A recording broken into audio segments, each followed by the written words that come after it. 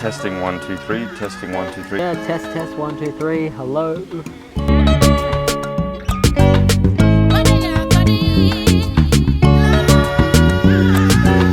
Welcome to Unbuckled Discussions. Thank you. To the viewers and to Issa. How are you, Issa? Good, very well. Thank you for doing this with me. I appreciate it. All good. Happy to be here. So tell us what's your name? Issa Negussie. So yeah. Issa Negussie, and that's an Ethiopian name, or? So Issa is Arabic. Mm-hmm. It actually translates to Jesus. Oh, it does too. Actually, I found that out recently. How did I miss that? Yeah. And so Negussie is very Ethiopian. So that translates to, comes from the root word negus, which means king. Negus. Oh, Yeah. true. So you're Jesus' king. Yeah, King Jesus. King perhaps. Jesus. True. I did not know that. Yeah. I was recently watching a video about how Islam interprets Jesus and how the differences between Islam's interpretation of Jesus and Christianity's interpret. Right. It's much more different than I thought, to be honest. Yeah. Do you know any of those differences? Oh, I mean, fundamental differences is the belief around Jesus. So Islam and Muslims believe that Jesus is a prophet of God, rather than the Son of God or part of God or part of the Trinity. So that's probably a fundamental difference.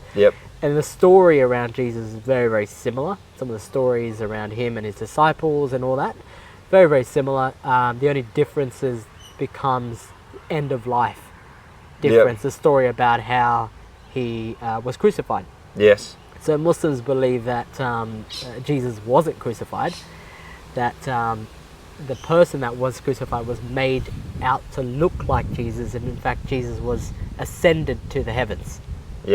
And that he would return, which is something shared. Hang on. So Islam believes that he wasn't actually crucified, but then how did he ascend to the heavens if he wasn't crucified? Yeah, correct. So we believe that the story is that he was being chased and by his enemies. And he ran into a temple, prayed to God to save him, and the story goes is that God sent an angel to basically take him and ascend him to heaven, and the first person that came into the temple to actually capture him, perhaps, is the actual person that was then made to look like Jesus. So then they'd taken him essentially to crucify rather than Jesus himself. Who decided that he was going to now look like Jesus? God. God decided. That's so the God story. told the okay. God made him to look like Jesus. Oh, I see. Yeah. Okay. Yeah. Because the Jews Jesus' enemies needed to crucify someone, or they planned to crucify someone. Well, they disagree with his message, right? So he was coming with a new message of faith and calling people back to the oneness of God and the trueness of a new, perhaps a realignment back to God. And the Jews at the time didn't accept it. They believed that this person was coming in and he was a heretic, someone who was trying to take people away from the true religion. So that's... You know quite a bit about that, actually. So I mean, I was named after him, right? So so makes sense. But let's just inform the viewers of why I wanted to speak to you as well. Is I believe you've memorized the Quran? Correct. Yep, when I was 16. When you were 16? Yeah. And what, like... I started at the age of 5. Yeah? Learning Arabic. Okay. So 5 years old, my dad had taken me to an Arabic class. Started learning Arabic when I was 5, and then progressing. I think I started memorizing when I was about 10. Really? 11. Yep. And that stayed like solid? You can recite it? I mean, now, to this day? I can recite some chapters. Some chapters are more stronger than others. With any sort of memorization, you need to keep up the practice of repetition to ensure that retention in memory. So, but I did complete at 16. My memory then was much stronger. And then after that, I actually, it's probably going to go into a different discussion around, I used to lead at the mosques, lead prayers and that sort of thing. Oh, so you don't need to be an imam to lead prayers? No, you don't need to. An imam is just a title. Imam is just a title given to someone who is qualified or qualified perhaps, or even what's the word, recognized as someone who knows the most amount of knowledge in the community. Okay. Okay. So generally, anyone who knows more of the Quran or the book generally should be the person who leads the prayers, basically.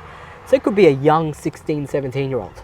Okay. And there could be 80-year-olds there, 90-year-olds there. It doesn't really matter. It could be a non-Arab person. It could be, etc. For example, we've got an Australian born Anglo-Saxon, revert, of course, who's leading prayers in the Gold Coast Mosque.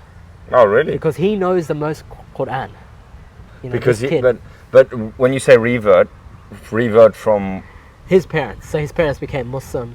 Oh, okay. And he's full Australian born, non-Arabic speaking.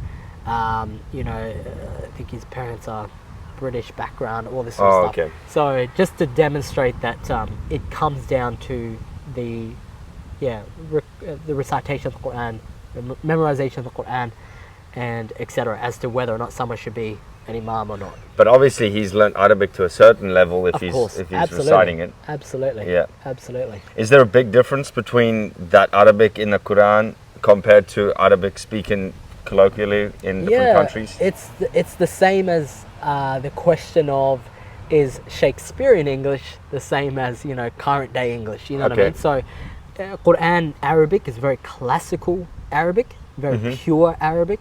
It's called, the Arabic name for it is called Fusha, so which means very classical, clear text Arabic.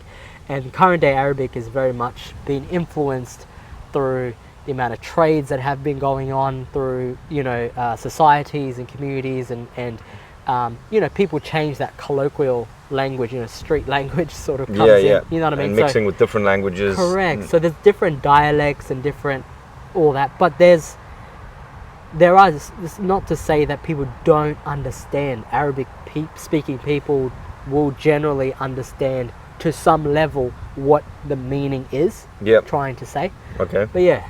Has Arabic mixed or influenced or been influenced by Tridina in that's the language of Ethiopia, right? Tridina? Amharic is the main national language, but there's about 80 languages in Ethiopia. Oh, okay. Yeah. So you speak Amharic? I actually don't speak any language other than English. Oh, really? Oh, okay. So you're born and bred Aussie. As Aussie as they can get.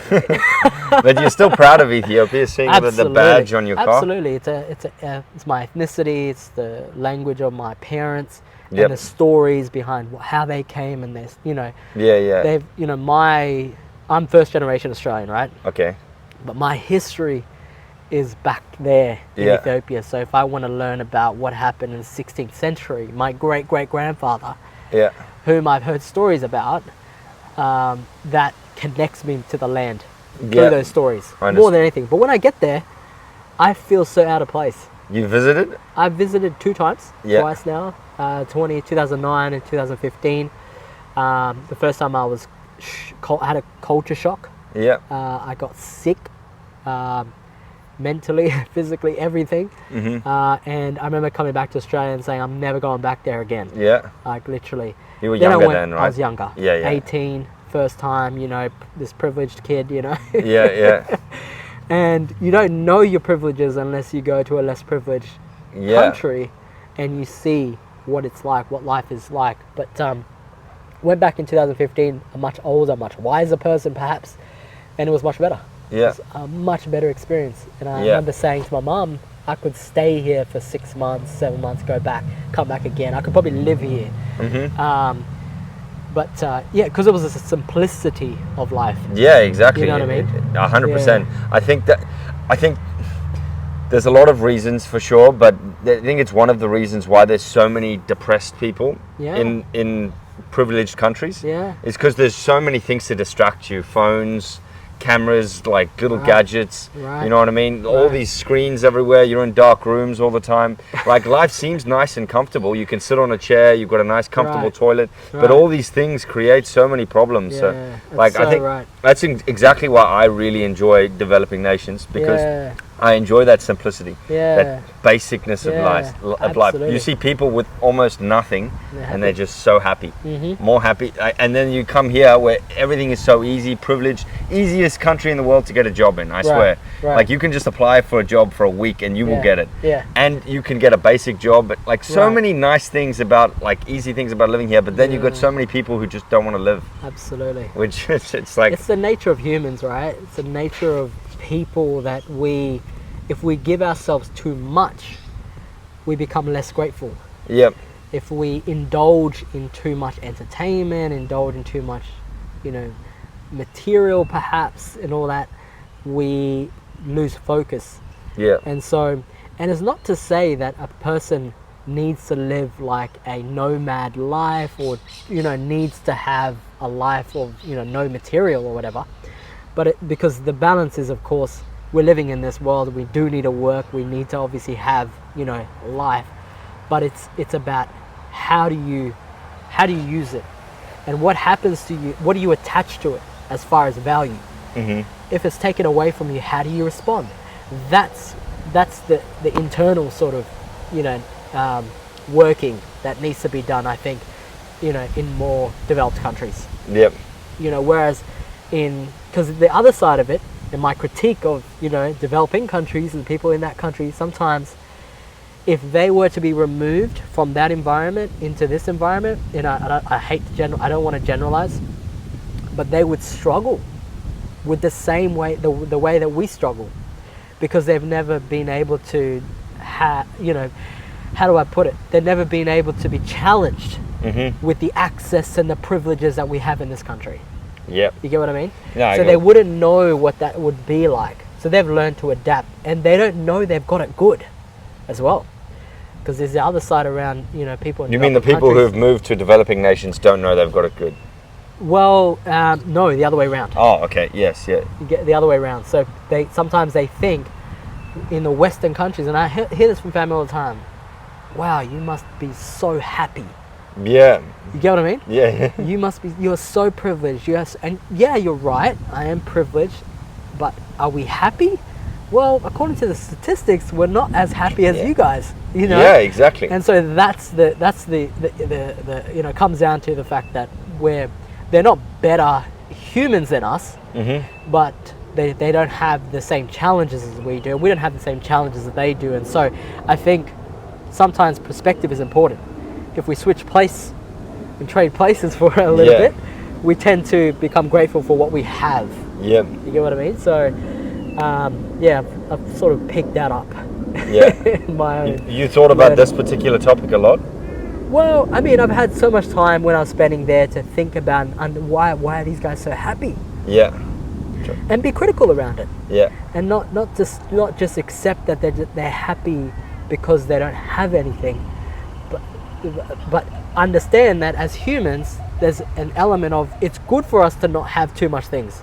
All of us. Yeah, yeah. It's good for us to have that balance and have that understanding.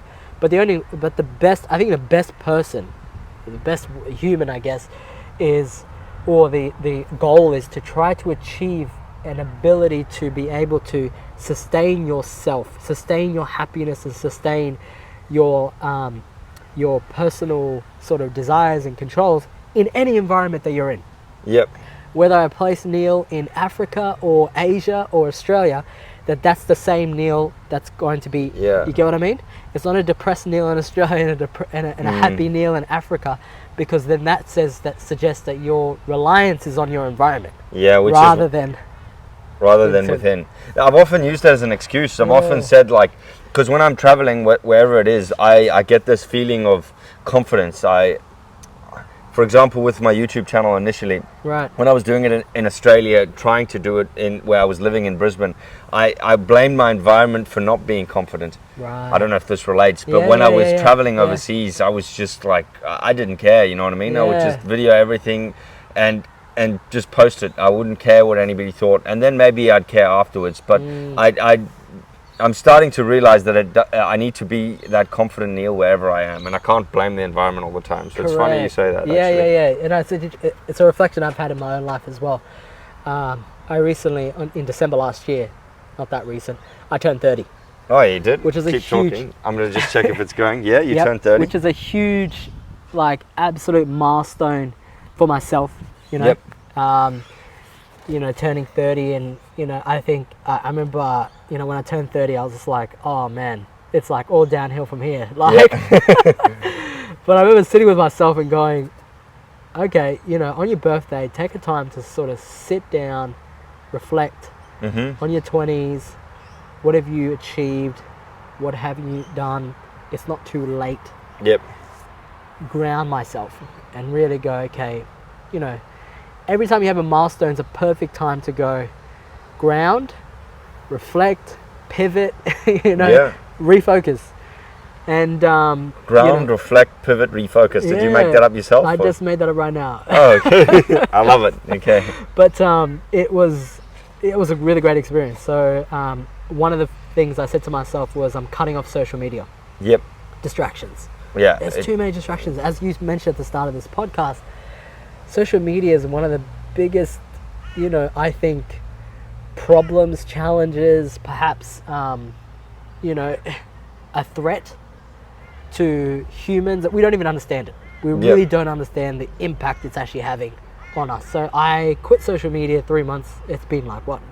Since the start of my birthday, it's been, you know, since then. So since December, effectively. And now you've we're now April. held strong to that? You haven't gone back? I have not gone back. Okay. And that has been an amazing sense of like freedom.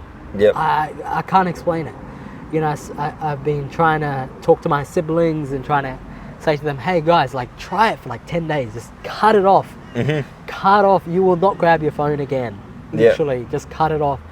So, and you will be able to survive. Like it's okay. Like it's you can survive. My sister did this recently as well, and she loves it. Yeah. She just felt like it was too much all the time. Yeah. And she did exactly what you did, and she says a very similar thing. She says that she just feels great all the time, well, more than before. Absolutely. She doesn't feel like. Also, it makes sense. When you're scrolling, most people post what is good that's happened in their life, and I'm sure the listeners and lots of people have heard this. A lot of people are talking about the negative effects of it. So it makes sense when you're looking at what everybody else has done all the time. Then you're sitting at home and you get depressed. Like, I'm not doing that. Yeah, correct. You know what I mean? Whether you are consciously comparing, it's always going to happen at a subconscious level, right? Yeah. Whether you think you're getting influenced, and I always thought I'm not getting influenced. Yeah, I always thought that you're too strong for it. Impacting me. It's not, you know, I look at it when I want, and then I realized one day I remember just sitting. I had nothing to do, and generally I'm quite busy. I'm quite scheduled, and I do things. But one time I was scrolling on my phone, just going through Instagram, and there was a point at which my thumb was like it just like there was a ping of pain effectively in my thumb. I was just like, you're scrolling thumb. My scrolling thumb, and I literally was like, what the hell? What are you doing? And I threw my phone onto the couch, and I was just like, that's crazy. What am I doing? Like, and I had this like awakening perhaps, but that was all in leading up to my 30s. You know, I remember just going into it, like leading up to my 30s and just going like that. You can't continue the way you are going into your 30s. Like, something's got to change. You have to change something. Got to improve. You have to move up, basically. You have to elevate. So I've always had that mentality in my life, but you know, when I hit my 30s, I think it really hit me. It wasn't like, I'm not going to procrastinate, basically. You know, there's no more procrastination. Has that been a big problem for you? Procrastination is something that I've, you know, challenged. Yeah, definitely, it's been a challenge of mine, especially when it comes to, you know, things that I know I have to do, I need to do. But I rely on procrastination to give me the level of stress to then get that thing done. Oh, okay. You know what I mean? Yeah. And so I used to say to myself, sounds like my university days. Yeah, it's, you know, and that's where it comes from for me as well, university. Yeah. So that's where I picked up the behavior. It was like these last minute, but I'd get good at it. Yeah. You know? And you start to get, I know what you mean. You'd start to like produce gold in that level of stress. Correct. Correct. But the reality of it is like, you can't do that now. You got a family, you got 2 kids. Yeah. You've got a full-time job, you're studying as well, you got commitments to your family. You can't carry on that same habit. Yes. Something's gonna give. Yeah. Something's going to be the trade-off, something's going to be the compromise, and I was like, I'm not willing to allow that. Yeah. So you've made a change with your procrastination now as well? I mean, procrastination has to be something that's probably been a goal of mine, a challenge of mine, probably in the last, 3-4 years. Something that I've been working on. Yep. And Ramadan is the best. Every single year, the month of fasting, the month of Ramadan. Oh, you mean Ramadan? Yeah. It's always the best time to develop that self-control and develop those good habits. Yep. So each Ramadan I've made incremental change.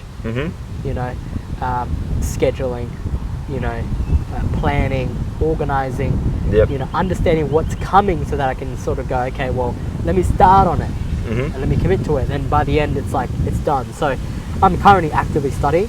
Yep. So I'm sort of reversing my university experience by going through this more, further studies by doing assignments a bit earlier, prepping for exams, all that sort of stuff. But trying to prove to myself that I can overcome it, which I've come a long way. I've come a long way. Sure, that's good.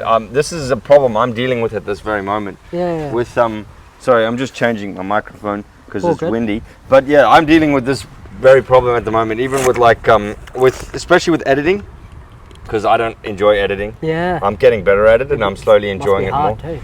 Yeah, I mean, for me it's hard because I'm very bad with computers in general. Yeah. I have been in the past, but I can get good at it, I think. I just need to work at it and stop being so scared of it. Yeah. But it's something I do you have any specific, for myself actually, do you have any specific strategies that you use to overcome procrastination? I mean, just get the work done is a simple answer, I guess. No, I was going to say that's a really good tip. Just get it done. Just do it. But that's way too simplistic for procrastination when it's a problem. I think sometimes we have to understand why we're procrastinating in the first place. So is it because, because procrastination could be a sign that you're tired. Yep. It could be a sign that you need rest. It could be a sign that you need fuel. It's not about time management, it's about energy management. It's about managing energy. Where in the day are you most energized is a first step to, the first step that I try to understand. So I figured out mornings is generally where I have the most level of productivity. Therefore, I'm going to schedule all my hard things in the morning. Yep. All the difficult things I don't want to do in the morning because I know I'm going to have the most amount of energy. I've just come from rest. I've just refueled through, having really good breakfast, that sort of thing. And I'm going to go straight into it. So that's one thing. Managing energy, not time. Yep. Understanding where your energy is. Are you a morning person, afternoon person? Do you peak at night? Where you might peak at 2 a.m. at night, that might be the time to do the work. Yeah. Literally. For some people, for sure. For some people, absolutely. So there's never one size fits all. You know what I mean? It's about understanding yourself and your energies and where you're at regarding that. And then if you don't know what that is, then try fasting. Yeah. Because fasting removes your fuel. Yep. Right? You got no fuel anymore. Yeah. Now see how your body naturally behaves in the day. Without any influence fuel. of exactly. Without any influence of fuel and all that sort of stuff. So that could be an interesting experiment. Yep. But I think you have to try a few things to then land on that sort of go, okay, now I've hit my productivity capability, if you will. You know what I mean? Because everyone has a time in the day where they're most productive, where they have the most amount of energy, but the utilization of that is the question. Yeah. Have you tapped into that? Yeah. You know what I mean? And so that's going to come through, it's going to come through experimentation. Yeah. You're going to have to test, wake up in the morning, try, see what happens then, try working on it. And then the other thing is, the reason why we procrastinate sometimes we don't believe the value we attach to the work. Sometimes we don't believe it's valuable enough. So sometimes we have to change the way we look at it and believe in it, because if we say to ourselves it's very, very important, and sometimes it's about that internal sort of belief around that activity. Yep. If you think, I could get past it, then that's going to be a natural sort of go-to. Your brain's going to go, yep, it's not a threat. Like, you don't need to do it. Like, it's okay. Yeah. But if you say to your brain, no, this is very important, So with editing, you might say it's very important for my Which viewers, perhaps, or for my production of my podcast, and it could really enhance it, could really drive that thing, and you try to convince yourself, because you have to convince yourself, that's going to be your driver. That might be your driver as well. So, yeah. So change the conversation in my head, pretty much. Yeah, change the conversation in your head, experiment your energy levels, where it's at in the day, and that sort of thing. But, yeah. I'll try that, actually. I was fasting for a bit, because a lot of, I know you fast in Ramadan. Yeah. I'm going to just check this as well. I know you fast in Ramadan, but I was fasting for health reasons, like intermittent fasting, when I was working on the cotton farm for like 16 hours at a time. Wow. And I felt great for other reasons as well, but I never thought about like observing how my energy levels are. But I'll give that a try. I'm actually going to try and I'm attending some iftar events, so I might fast on those days. So I might try it then. But yeah, back to Islam. Yeah. I noticed when you talk, like a lot of, like you're obviously committed to your faith, right? Absolutely. Without a doubt. Without a doubt. Okay. And a lot of people I've talked to who are committed to their faith, whatever that faith may be, especially the Abrahamic religions, they often, when we're talking about another topic, they'll often refer everything back to the faith. But I noticed when you're talking, even with about procrastination and about other things, that you don't always connect it to why Prophet Muhammad or the Quran taught you this. You just talk about it completely. Like you haven't mentioned it once when you're explaining something else. Yeah. Why do you think that is? That's a really good question. I don't find the need to. So I don't need to, so I guess at the base level, I'm not finding the need to justify it through an Islamic prism or viewpoint. The reason for that is because I believe inherently that whatever I'm saying always comes down to my belief systems and values, which are grounded in the religion anyways, whether I say it to you or not. Yeah. And it comes down to the question. If the question is, connect your faith to your work, or connect your, how does the, procrastination, for example, does your faith help you with that? If that was a question, then I would go into that aspect. Yep. But fundamentally, it was, I guess your question, the observation is, my answer to that is, well, I just, everything is already grounded inherently. Yep. Unless I needed to justify it, in other words, through a question, then I would go into it, but Yeah, I get that. No, thank you. So, have you always, you started memorizing the Quran when you were 5. 10, 10? Started, sorry. Started learning. Started learning it. My bad. Like at a young age, do you think, like I met a lot of religious people that maybe rebelled against the religion, their particular faith that their family taught to them when they were maybe, late teenagers or early 20s or whatever. And then generally, they've come back to it. Right, and they've found meaning in the word or in God, etc. And they've come back to it. Now, my question is, obviously each case would be completely different. You didn't have a rebelling stage, did you? You remained committed throughout your youth, you think? Or did you ever have a stage where you were asking a lot of questions? Oh, so I guess it comes down to what you mean by, sort of, leaving the faith or like rebelling in the faith. What does rebellion mean? I guess that's completely like it's going to be different, right, for each person. For me, rebellion was okay. I wasn't when I was. Is that going to be an issue? Yeah, I think it is. That's why I put this on. But we can. Do you want to pause? It's nice for the sound though. No, it's all good. Let them hit. I don't know if they can hear it, but keep speaking for the moment. If not, we can maybe. I don't know, could we move undercover somewhere? Yeah, there's an undercover space right behind you directly there. Oh, true, yeah. But it's going to be still windy though. Yeah, it's going to be still windy. I imagine the rain's going straight into the camera. Oh, that's a good point as well. Do you think we should include this on the podcast? Bit of bloopers. I'm gonna just pause it. I mean, stop it. Hello? Yep. Good to go. Yep, all good? Yep, Test. all good to go.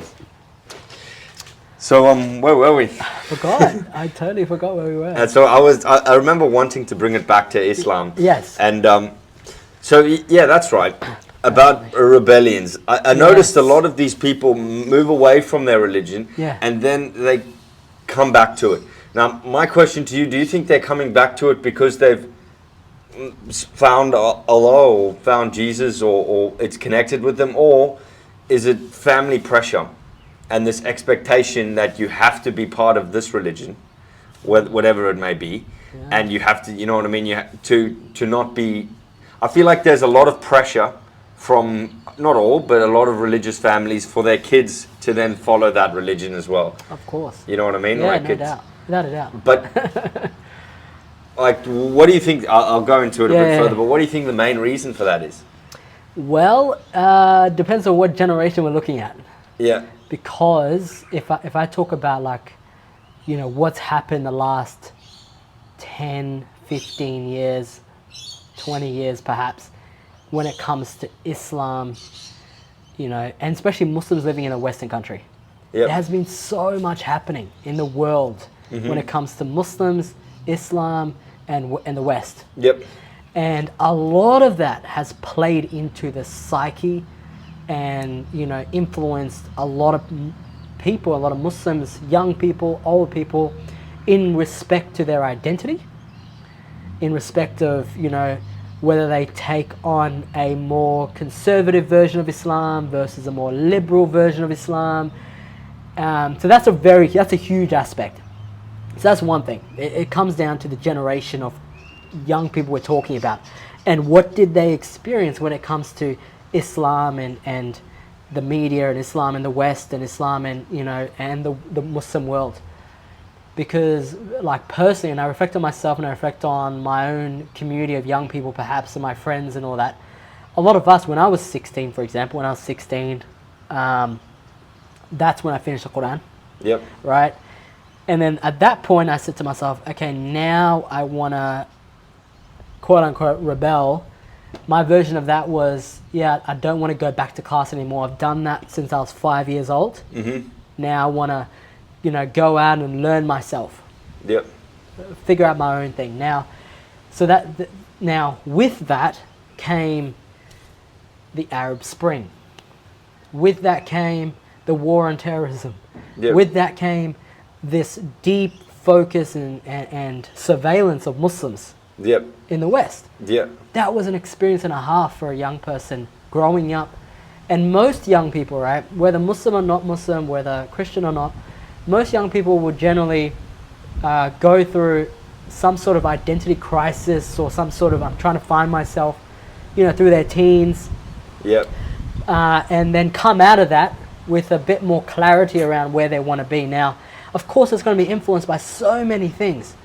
From a Muslim perspective, it's a very different experience. And I would argue a very, very different experience than, you know, a Christian or a Jew and all that, especially in the context of the last, you know, 20 years. You're talking specifically about a Muslim living in a Western society, correct. Right? Absolutely. Absolutely. Because that's within my context, right? Within the context I understand. Okay. And so, what I was going to get at with your question around family, community pressures, definitely. There's definitely family and community pressures. Now, I believe a lot of that has come from a cultural thing, where they don't understand that you can take on Australian culture or Australian practices and still uphold your Islamic faith. Okay? Muslims in this country have, especially young people, have struggled with their parents and elders in the community around them differentiating between what is Australian and what is, you know, un-Islamic. Because a lot of things that you can do as an Australian, a lot of things that you can do are not necessarily un-Islamic, but they're not grounded in culture that is, you know, that comes from, you know, whatever the culture is of their parents and community. Okay, so there's a lot of struggle especially within Muslim young people in this country, with the separation of my parents' culture and then their religion, and then them bring all that into this country, where we're first generation Australian and Muslim. So I think that has been a massive amount of pressure. So why the trend? Your question around why the trend of, people rebel and then come back. Yep. Well, I mean, depending on the person, I guess, because each person would be a completely different it'd be case. a very I get that. completely different case, and there's the element of like what when they started off, with their parents and all that. What did that look like, right? And then what did it look like when they came out? Because generally, what I see, and in my own case, people rebel and they come back and they find their own space within the Muslim identity. Yeah. They find their own, I can actually live my Australian identity with my Muslim identity in a Western context. And so I think that a lot of that, it does come down to them finding themselves and finding truth, I guess, in the religion. And certainly, I'm not going to dismiss the fact that some people may be pressured, and that's the reason why they came back, in the form of potential being outcasted or, told that you can't belong in the community and all this sort of stuff. Not that that's public, and not that I've seen that personally, but that happens in households. That would happen in households. And that pressure, would you call that pressure judgment? Yeah, absolutely. But now this is my big judgment. Like this is it's maybe not always judgment, but it can be for sure, because it's like pressure that maybe if you do it like how we expect it, then you will be accepted, and if you don't, then you won't be accepted. But isn't that, like, as far as I know, the Quran and the Bible, they say that it's not any human's job to judge. Is that now okay for a parent to judge their children? But is it like the Quran, from what I understand, says that it should be Allah's job to judge at the end? So shouldn't each person be on their own path, be guided, but not judged on their choices, regardless if they're a child or not? Yeah, so from an Islamic perspective, the Quran does say, the verse is La ikraha fi din, which means there's no compulsion in religion. You can't force someone into the box. Yeah. Right? There is no compulsion in religion. Meaning that everyone, and there's another verse that says, وَلَا تَزِرُ وَازِرَةٌ وِزْرَ أُخْرَى, which means that no one's going to carry the burden of another person on the day of judgment, the real day of judgment, the end of days. Yeah. Meaning that if you choose to live a certain way of lifestyle and carry, whatever that looks like, you're not my burden. Yeah. You get what I mean? I get you. However, when it comes to families, and this is the challenge here, that the Prophet in hadiths, which is the other source of Islamic law, the last two, right? Four. Correct. Yeah. Correct. The Prophet says that I'll always quote in Arabic and then I'll translate it. Yeah, understood. كلكم راع وكلكم مسؤول عن رعيته, which means all of you are shepherds and all of you will be asked about your flock. Meaning, every person, and he goes into explaining. He says, an imam, a leader of the mosque, is responsible for his followers, or their followers, and a principal of a school is responsible for the school, and providing that guidance and direction. Yep. And this maxim or principle is an Islamic principle that suggests that we're not gonna. Islam doesn't operate within a sort of a very flexible, so flexible that there is no such thing as law and order or guidance or direction or Islamic principles, right? No system works in that way. Yep. Every system has a sense of governance. Yep. Islam does too. So there's a balance. So Allah says in the Quran, there's no compulsion in religion. Now the Prophet says, you're all going to be responsible for your own flock, meaning that even a parent is responsible for their children and the upbringing of their children. Yep. Meaning they can't be careless in the upbringing of their children. They need to want what's good for their children. Now the question becomes, okay, that's permissible. It's actually permissible for a parent to go, you know, like, I want you to be a good Muslim, right? And I'm going to show you what a good Muslim is, and I'm going to guide you and provide you that direction. Yeah. That's the end of that responsibility. Yeah. The Past direction. that guidance. Yeah. You get what I mean? But give it's the often guidance, taken further than that. Correct. And that's the problem. That's where we go into the realm of pressure. Yeah. Unnecessary, unreasonable pressure, unreasonable expectations. If you do this, you know, it's over my dead body. If you know, which is like, that in itself, as far as I understand, is just as much of a sin as any other, right? Correct. Absolutely. Absolutely. So that's where the balance is. Yeah. If that makes sense. Yeah. So that's where the balance is. So basically, a parent is allowed to provide guidance and direction to their children and show them the correct path. At the end of the day, if that child or that, you know, teenage young person decides to not go ahead with that, then there's no compulsion. Yep. You know what I mean? And you're not going to be burdened with that because you've done your job. Okay. And that's, I think, the biggest concern of every parent, is that they don't want to be held accountable. Yep. If my child goes astray or goes, you know, left, and I want them to go right, Yep. what the parent stresses over is the day that they might be questioned about, why did you let that happen? Yeah. Now the balance is that they won't be, as long as they've tried. Yeah. But again, as long as they've directed. Culture plays into it. Yeah. So there's certain cultures and certain, when I say cultures, as in, you know, there could be people from subcontinent or people from certain parts of, you know, certain countries.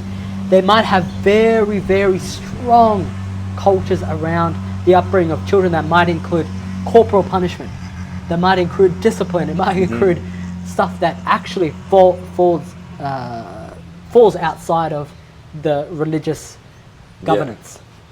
Yeah. Okay. Yeah, and also in a way, a lot of the time, I mean, the parents or whoever's behavior, they use religion to justify it, even though it's out of religion's governance, right? Yeah, correct. Is that a misinterpretation of the Quran? It's an abuse of power. It's an abuse of the absolute abuse of the Islamic principles in the Quran and the text. Absolutely, and we see it all the time. And we that the problem with doing that is that you then make the religion out to be this tyrannical, harmful faith, which it's often perceived from a lot of people in the West. Correct. And young people, if the parents are the custodian and the ambassador of the Islamic faith for their children, and they're not displaying the high moral character and the conduct.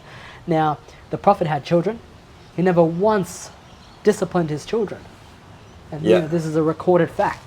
A man came to the Prophet and he said, a man came to the Prophet. When you say the Prophet, you mean Prophet Muhammad, the last Prophet according to Islam. Yeah, correct. Okay, continue. Absolutely. So a man saw the Prophet kissing one of his children, kissed him on the forehead, and the man came to him and said, like, why are you doing that? I've got 10 kids. I don't show them that much affection. And the Prophet turned around and said to him, what can I do with a man who has no mercy in his heart? That to demonstrate that mercy and having mercy towards young people is the thing you have to have, because they are going through their own experience. Yep. Right? And that's the approach. That's the principle. That's the guidance. If you show them mercy, then they will in turn have mercy. Correct. If you show them mercy, they will in turn have respect and show sort of like, okay, I want to follow that. Yep. I want to listen to that. Anyone who shows love to someone, they're going to follow. They want to follow that person. Yep. Right? So that's the guidance from the Prophet. And the guidance from the Quran around no compulsory religion. And yeah, hopefully that answers that question. No, that makes sense to me. Yeah. Do you what you mentioned before about conservative and liberal Muslims? Yeah. Right. I guess that ties into different interpretations of Islam as well. Like a liberal one can justify, like they would interpret. Sure, you can say that. Yeah, you can say that. Yeah. So building on that, I've got lots of Muslim friends in Australia. I've got Muslim friends who drink like fish. I've got Muslim friends who are very strict on themselves. Religious, yeah. And then I've got other Muslim friends who, I don't know, are somewhere in between. Right. And obviously that's a challenge. Growing up in a Western society, Correct. Australian culture promotes drinking. Correct. Right? Yeah. It promotes a lot of other things as well, with a lot of advertisement. And also the culture itself, there'll be certain temptations which might not, and I'm sure it is in some Muslim countries as well, but it might not be as prevalent in Muslim countries, right? Yeah. So you're going to have all those varieties of young Muslims. Absolutely.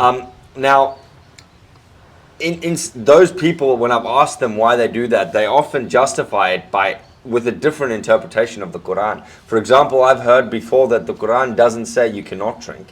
Wow. Somebody told me that it just says that you shouldn't drink you shouldn't ever overdo drinking. You should always have control over that. Now, is that true? No. Does it? Please tell us about that verse. So the verse of the Quran is يَسْأَلُونَكَ عَنِ الْخَمْرِ وَالْمَيْسِرِ, and which translates to they ask you, meaning because of the Prophet ﷺ's time, the Prophet Muhammad, peace be upon him, his period of time, they were drinkers. Yeah. They used to drink alcohol all the time. In Medina. In Medina and Mecca. Okay. Particularly in Mecca, because that's where Islam started. Yeah. Right? In the Meccan period.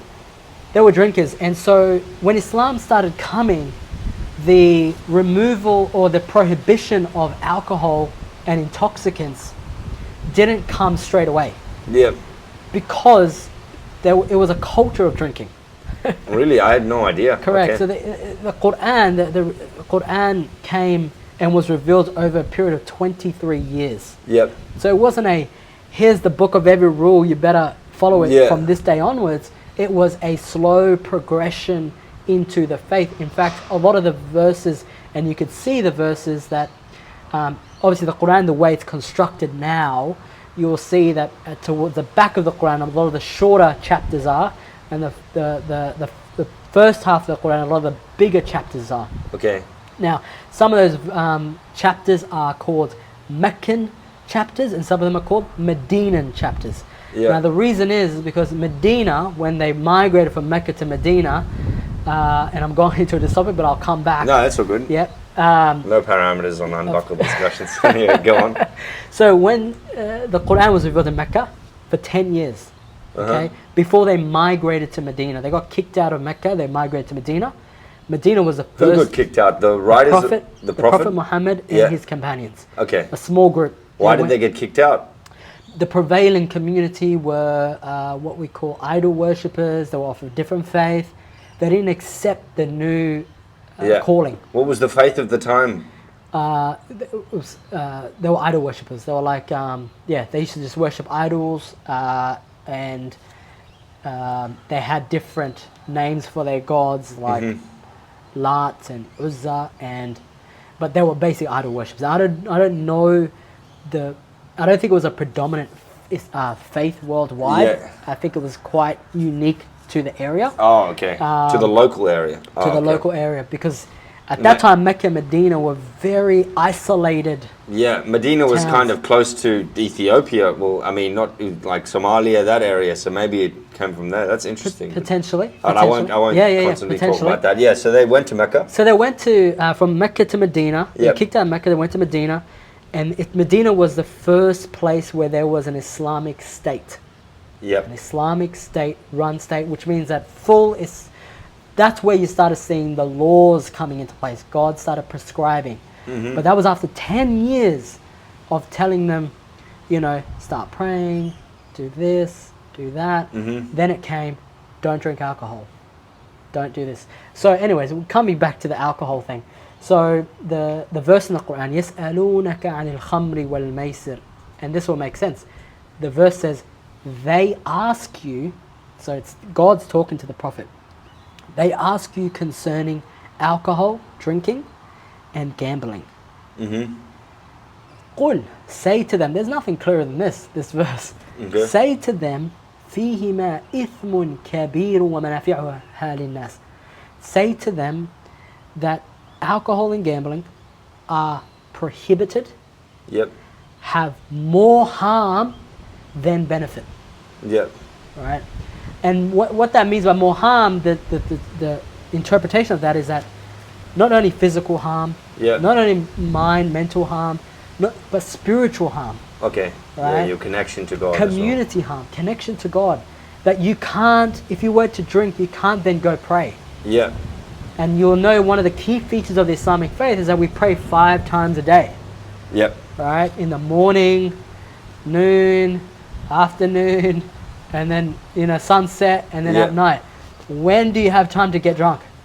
Oh, I see what you mean. So if you didn't have an obligation to pray, then you possibly could drink? Potentially. Yeah. I mean, potentially, but it just goes to show that the religion came to establish routine and schedules and establish a spiritual connection throughout the day. Yeah, I get and that you were going to be in a constant state of connection to God and a constant state of prayer. How do you have time to drink? You don't have time to drink. I see. And in fact, the drinking has more harm for you health-wise. Oh, definitely. It's everything, been proven. Right? Yeah. So that's what the verse says. So it's prohibited. Yep. And that is more harm than benefit. The word definitely says prohibited. Correct. Okay. Okay, well, that's good to clear that up. Yeah, I'll tell those people next time I speak. But like in the Bible, I believe it mentions something about drinking as well. I don't think it prohibits it, right. But it says, I mean, like it's not encouraged. It's not encouraged, right. and it says you drink, but don't drink to the point of intoxication. Don't drink to the point of being drunk. As far as I know, I could be wrong. Yeah. I've just heard that. I haven't actually read it, but and I believe in Judaism as well. It also says it prohibits drinking, right? So wouldn't that area of people being close to Jerusalem, being close to the origin of Christianity and Judaism, don't you think that they also would have been of that faith at the time? Like in Medina and Mecca, and in turn wouldn't have drank? Yeah, good question. So there was definitely Christians and Jews in that area? In that area, definitely. Okay. But they were a very small minority. Oh, and very unwelcomed by the Arabs at that time.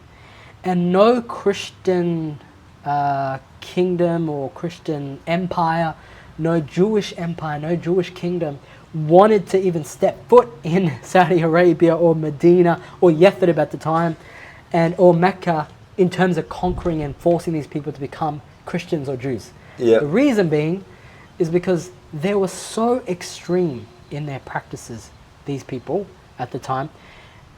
They were called it was called the period of Jahiliyyah, which is Arabic for the period of ignorance. Yep. They used to bury their daughters alive. This is the Arab people in that area at the time. Correct. Before Islam. Before Islam. They used to bury their daughters alive. They used to drink through the day, through the night. They used to openly have sexual intercourse with random women. They would share their wives with each other. It was a very extreme people. In the very hot desert climate, there was nothing of real value there from a market perspective, trade perspective. They weren't producing anything that was unique like India or Syria or anything like that. No empire wanted to go in there. So these people are just, and every time there'd be tribal warfare. Okay. Right? So that was the characteristic or characterization of that time. Yeah. There was Jews, there was Christians. They'd come in, but there was a very small minority. So, as far as I know, and I'm pretty sure it says this in the Quran as well, that you recognize the Injil, which is the Bible, and the Torah, I don't know what you call it in Arabic. Yeah,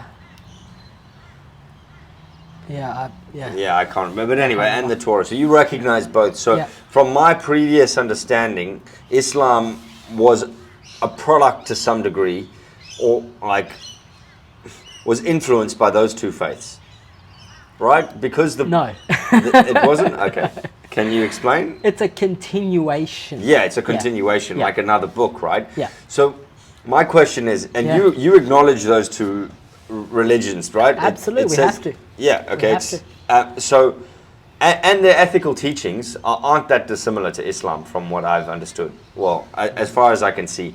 I'm still got a lot to learn about it. So my question is, why would God speak to Abraham, to bring that to begin Judaism, and then send down Jesus, or speak to Jesus, different interpretations of it, in ancient Greek at the time, I believe, and then in a different location, speak to Muhammad in Mecca. Why would he choose those three different locations and then a completely different location to send down his next message in a completely different language? Why wouldn't he continue sending it down in ancient Greek? Why? Because as far as I know, in Islam, Arabic is God's language, right? Chosen, yep. God's correct. chosen language. Correct. So why would he change his chosen language after 660 years? It's like a question for God himself. Oh, okay. Almost, Yeah. Because you're almost asking me, well, why did God make that decision? Yeah, that's a good point. You know what I mean? It's a question I couldn't expect you to answer. Yeah. What I can say in terms of guesstimate, in terms of what I think perhaps is related to that, some things that scholars have talked about as well in terms of the wisdoms and all that sort of stuff. And what the Quran says as well about the revelations previous and the Quran as well. So from an Islamic perspective, there was 126,000, more or less, prophets and messengers sent to this world. It wasn't just Abraham, Jesus, Muhammad, Moses.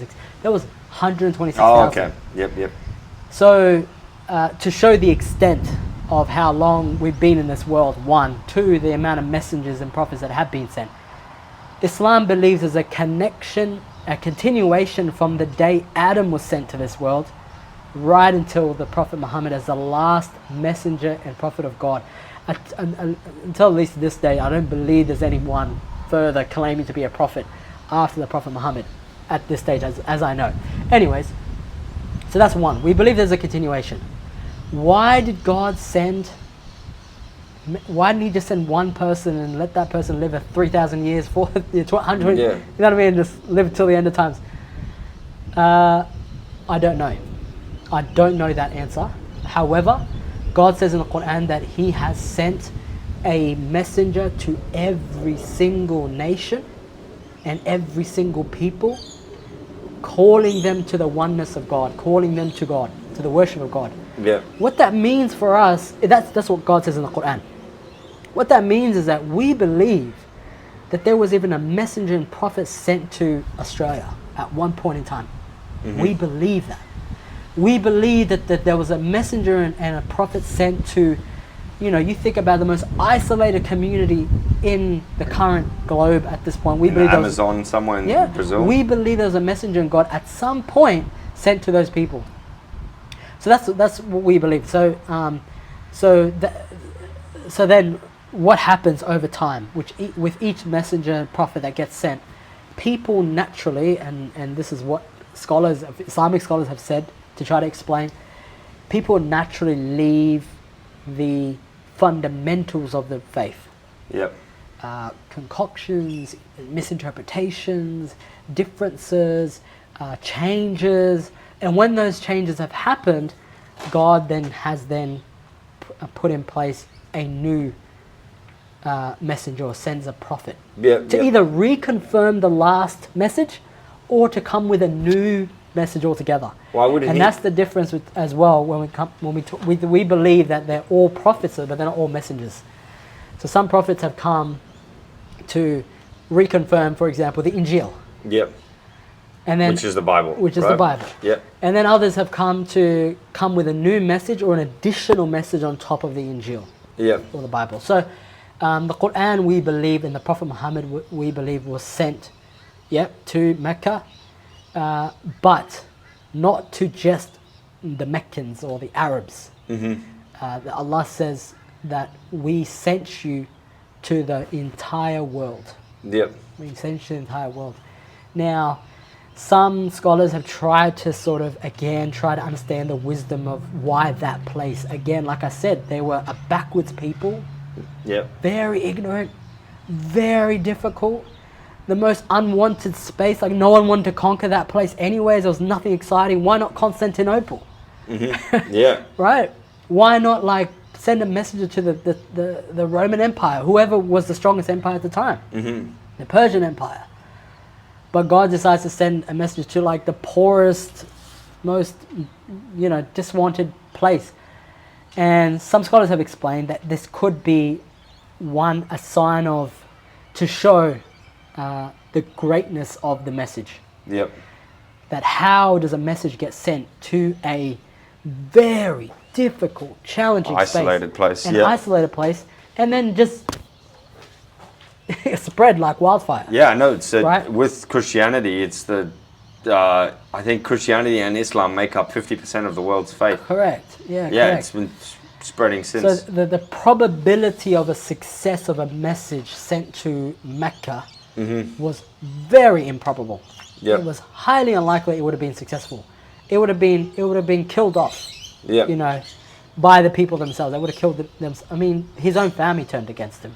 Yeah. He had assassins tried to kill him. What, Muhammad? Yes. Oh, Muhammad. okay. He got poisoned. So was he a native of that area at the time? Absolutely. And then when he got this message, he just changed. Correct. Correct. His name as well? No, he was always called Muhammad. Oh, yeah. Okay. His name was Muhammad. His father's name was Abdullah. Okay. And his mother's name was Amina, and his grandfather's name was Abdul Muttalib. So he has a lineage in that land, and but his family were one of the, you could say, chief families within the area. But his father and grandfather's names sound Arabic. Correct. It's Arabic. But so Arabic was but as an far Arabic as people. It's an Arabic nation. But his father and grandfather would have been around prior to Islam. Correct. Being sent down, Absolutely. which means would have been prior to Arabic, wouldn't it have been? No. Okay. So the language of Arabic was there already? Correct. Okay. The language of Arabic is as old as the language of now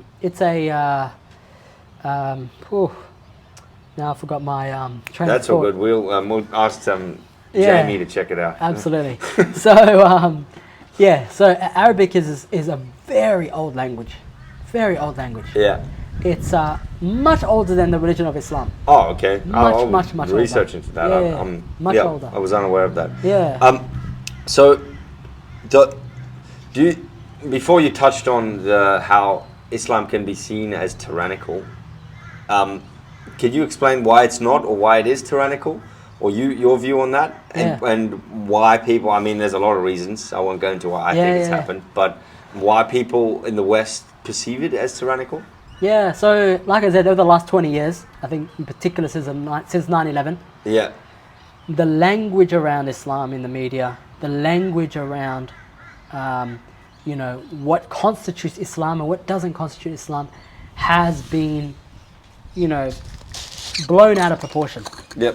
So what has been shown and presented as Islam has been Osama bin Laden, ISIS has been, guys who are literally out there to try to, force the religion on people. Yep. And kill Muslims as well. All right. This is the thing that people don't talk about, is that a lot of these groups have come and distorted the image of Islam and misinterpreted the religion of Islam to serve their own geopolitical ideas around, taking over certain lands and all this sort of stuff.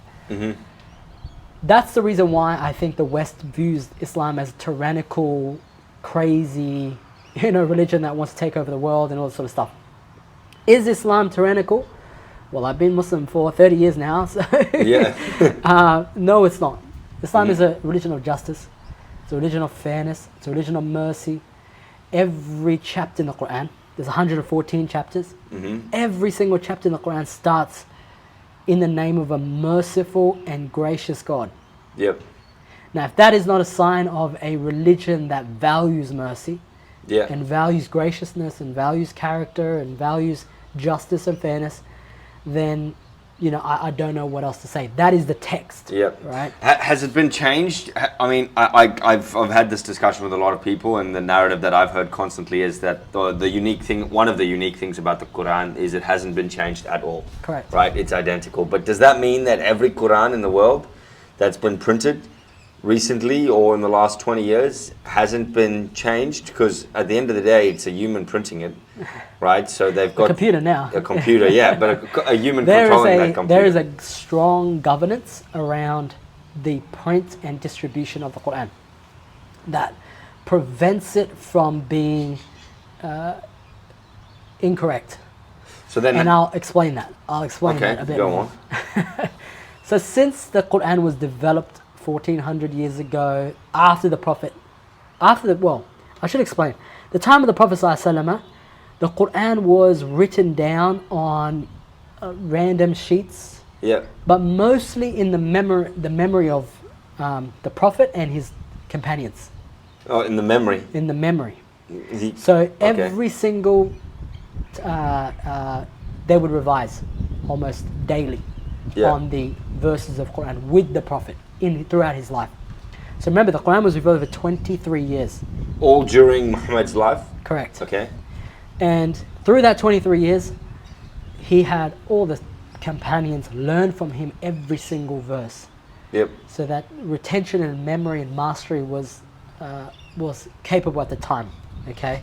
And how they test their knowledge is Ramadan. Yep. So Ramadan, part of the governance is, Ramadan is the time when the Quran was revealed. Yep. Oh, it is, and just for if anybody wants to know, it is Ramadan right now. Correct. Yep. Correct. So Ramadan is when the time of the Quran was revealed. So every Ramadan, Muslims around the world go through the whole Quran. Oh, okay. Memorization and testing and reviewing. Yep. That's one aspect that happens in almost every mosque. Yep. If you went to the mosque from day 1 to day 30 in Ramadan, you will hear the entire Quran. Oh, okay. Yep, guaranteed. You'll hear the recitation of the entire Quran. How many hours does that take? Good question. Every night, it takes about an hour and a half to 2 hours to go through a portion. And so when you go through that an hour and a half, 2 hours of a portion of the Quran, you'll finish in 30 days, guaranteed. Oh, okay, so it's not that much. It's not a lot. It's like 35 hours. Correct. Yeah. Correct. So in Arabic as well. They're not reciting the transliteration correct. or something. Correct. Yeah. They're reciting it straight in Arabic. So that's one governance.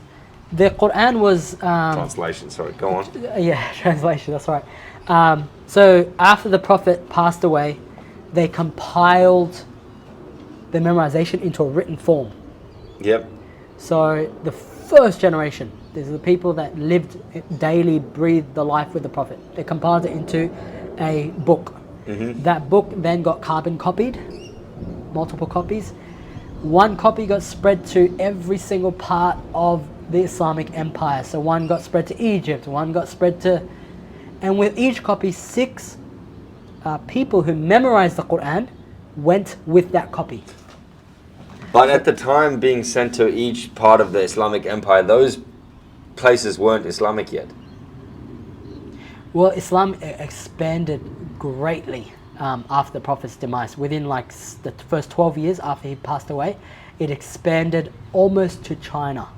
Yeah, it's right, and it went down all the way to Egypt and where Somalia is. But at the time of those 6 people being sent with the Quran, yes, at that exact time, those areas weren't yet Muslim, right? They weren't yet part of the Islamic empire, right? Because they hadn't heard the word, or they heard word of... Yeah, no, they were. By the time they were sent out, by the time the copies were sent out, because what was happening at the time was the Islamic empire was expanding faster than the ability to teach people the Quran. Oh, okay. You get what I mean? So the feedback that was coming back from the vast empire was that people are reciting the Quran, but they're reciting it in different dialect. Mm-hmm. Oh, okay. They're making mistakes. Yeah. Right. So isn't that changes? You know what I mean? Not necessarily. Because they're making mistakes, they're translating to different dialects, like a big game of Chinese whispers, and eventually it might change a little bit, or you might interpret it differently. Potentially, but then that could be rooted out by early intervention. Yeah. That could be rooted out, and that's what happened. The early intervention was, okay, tell the empire to destroy their copies. Mm-hmm. Destroy what they have. So this was a mandate by the Caliph, the Islamic ruler. dish out a ruling that everyone should terminate, and it wasn't enough time for people to like I said, the empire expanded fast and people were able to memorize. So people's copies would have been very small or very limited. Yeah. Nevertheless, the greatest decision was, let us develop 6 books. It was the initial stage, 6 identical books, and then give 6 people from the state, from the Islamic state, or from Medina, and send them out with this copy to teach the people the correct memorization of the Quran. Now, we still have those copies. Where are they?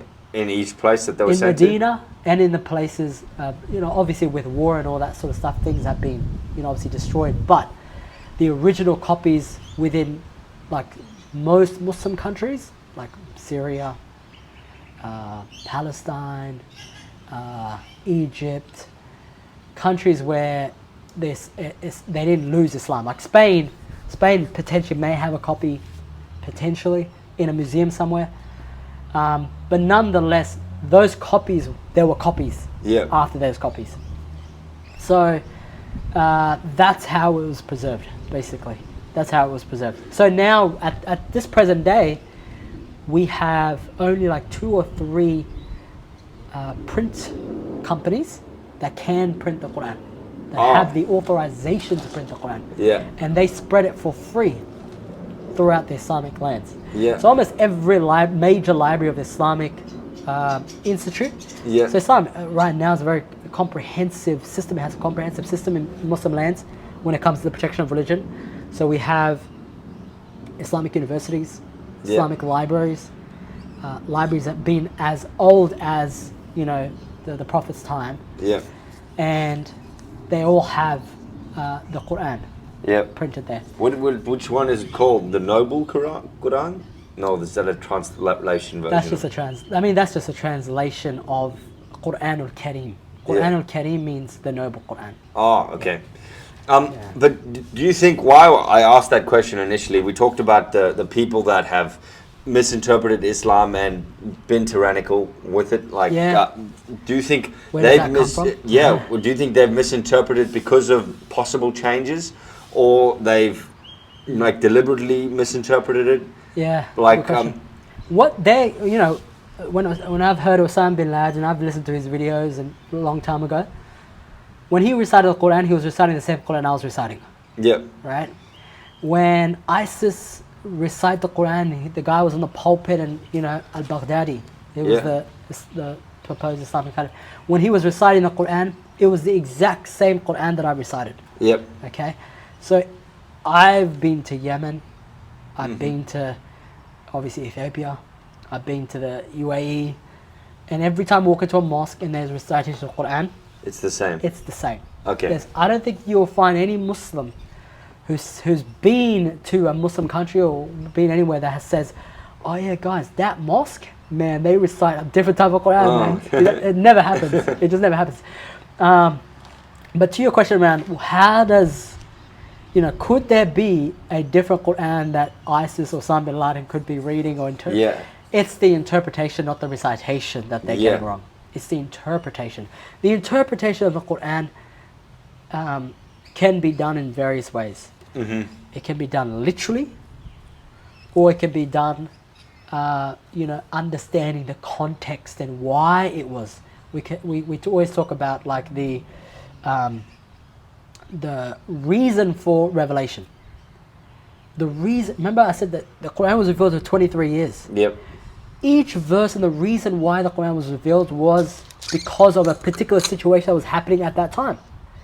You will notice in the recitation of the Quran, it almost seems like a conversation. Sometimes it feels like something was happening and there's a reason why that verse was revealed. Now, when a extremist perhaps interprets the Quran, they're interpreting it as if that verse that happened at that particular time applies right now at this particular time. Mm-hmm. For example, Islam is not a passive religion.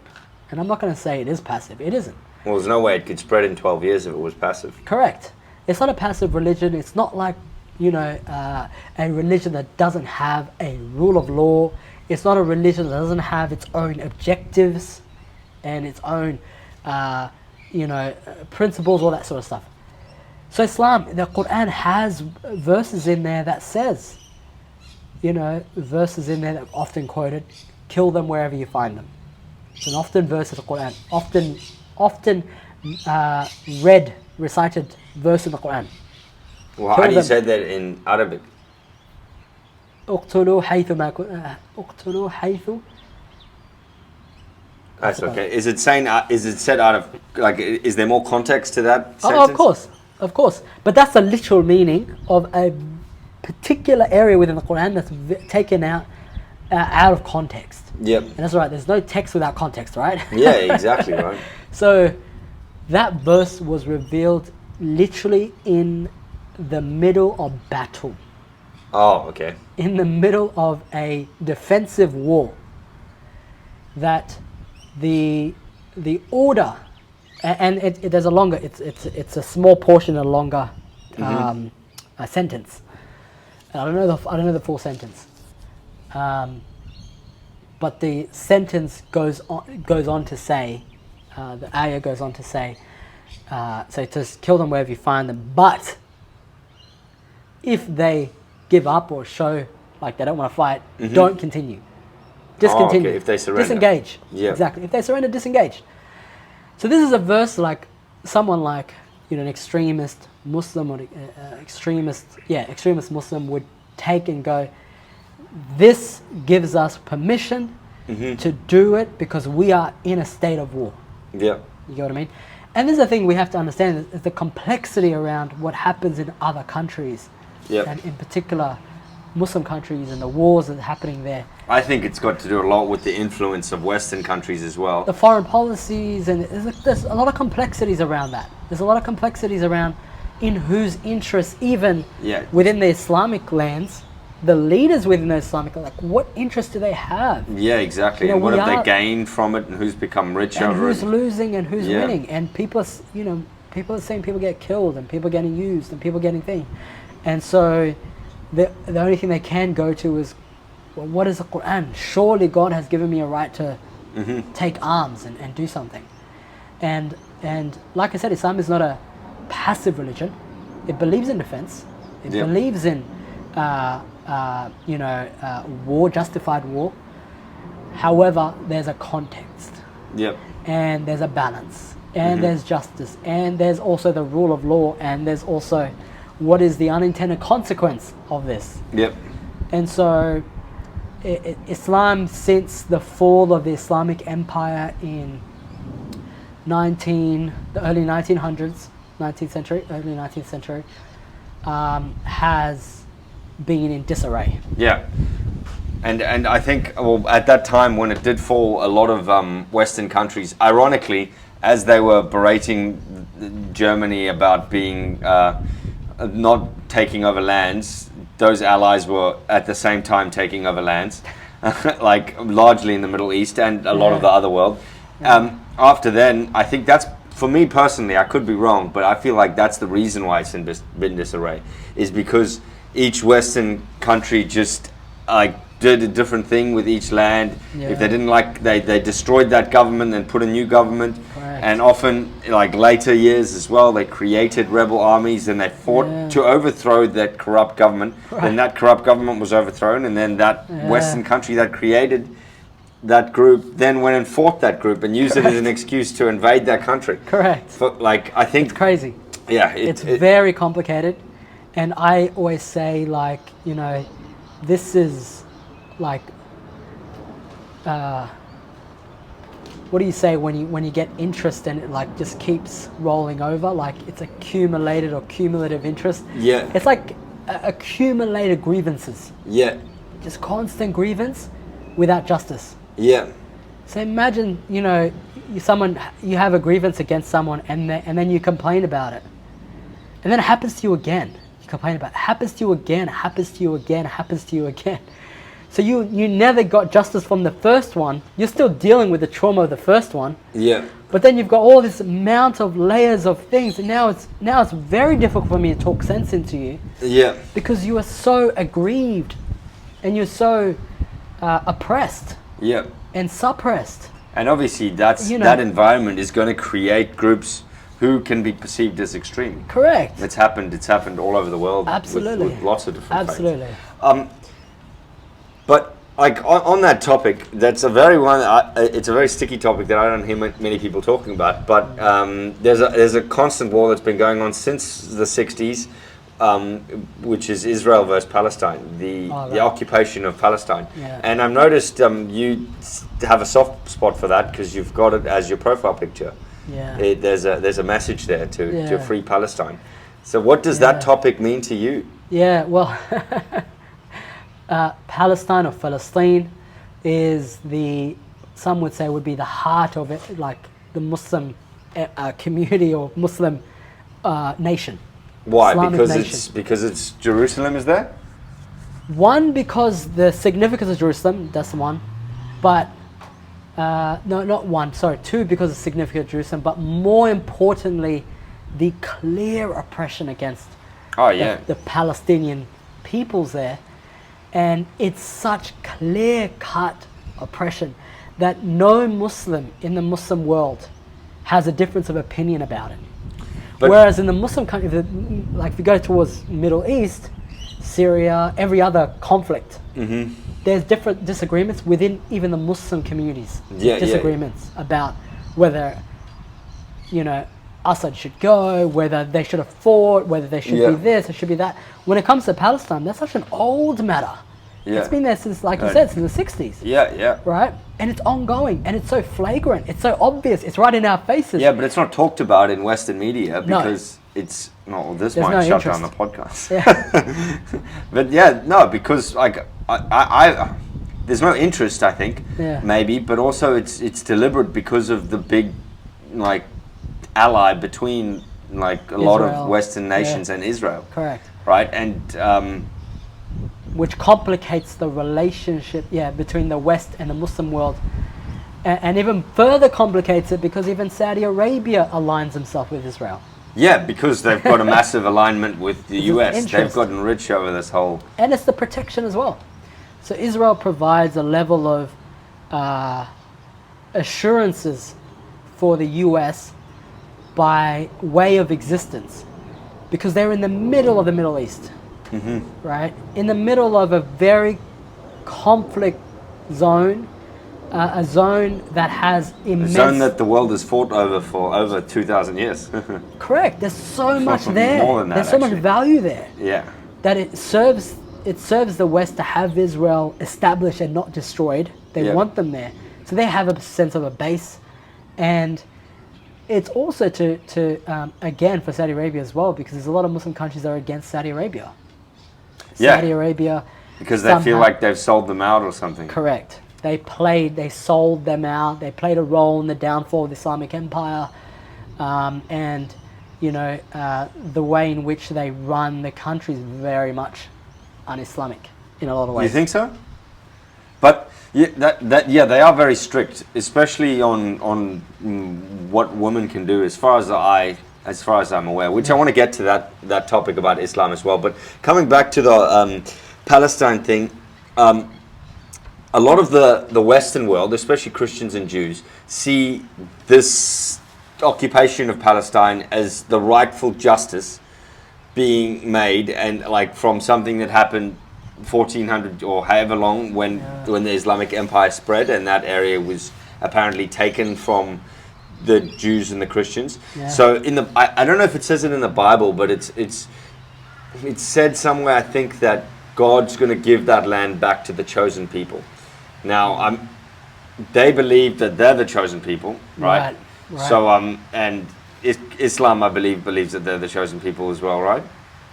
I've not heard it. Oh, okay. Yeah, well, never mind that. Yeah. So because you also believe in the Torah and the Injil, the Bible, wouldn't like if it said that in one of those books, wouldn't you be forced to agree that that's the land of them, the chosen people? Yes and no. I believe that, perhaps God, Allah, definitely chose the children of Israel and the Jews at one period. Yep. Then that period ended, we believe. Mm-hmm. We believe that period ended by way of them disobeying God. Yep. So, and that particular area of Jerusalem was conquered by Muslims, Yep. Islamic Empire, and held for a very long time. Yeah. Okay, so right now, at this point in time, you know, whether or not, you know, today's Jews have a right to then take it back. Yeah. You know, when people be living there for generations now. Yeah, and Right? what And I this find is the thing, ironic, like the challenge of going, what happened so many years ago, and to, you know, to sort of, you know, get that repatriation now, is very much, it, you know, it's unheard of in today's time, basically. yeah, If someone, you know, we don't see that happening with the indigenous people in this country, for example. yeah. Well, there is There's payment, but there's not giving back of land or anything power. like that. No, or power Right. at all. Yeah. It's just I'm sure the Palestinians could live with the Jews peacefully yeah, and coexist in that land if they were allowed to keep their own homes. yeah. You know what I mean? There's space. Yeah, but that, I think yeah. there's a lot of debate about what's Yeah. actually happening there, and I've heard from different people about if it's brutal or not brutal, but I feel like the Christians and the Jews have taken an obvious side, Yeah. and they will, I don't want to say they are, but it feels like they're turning a blind eye to what's happening. Yeah. You know what I mean? And now, all of a sudden, Ukraine gets invaded, and now everybody's got a conscience. But and they Selective compassion. yeah, I feel it's so annoying because I heard somebody say to me that Ukraine wants their freedom and deserves their freedom, but so does Palestine, right? They also want their independence. Oh no, they said Ukraine want their independence. They want to be in control of their own country, but so does Palestine. But that same group of people won't see it in that way because Crazy. they use the religion to take a side, which it does. Yeah, it frustrates me, the topic. Yeah, But- it's a hypocrisy that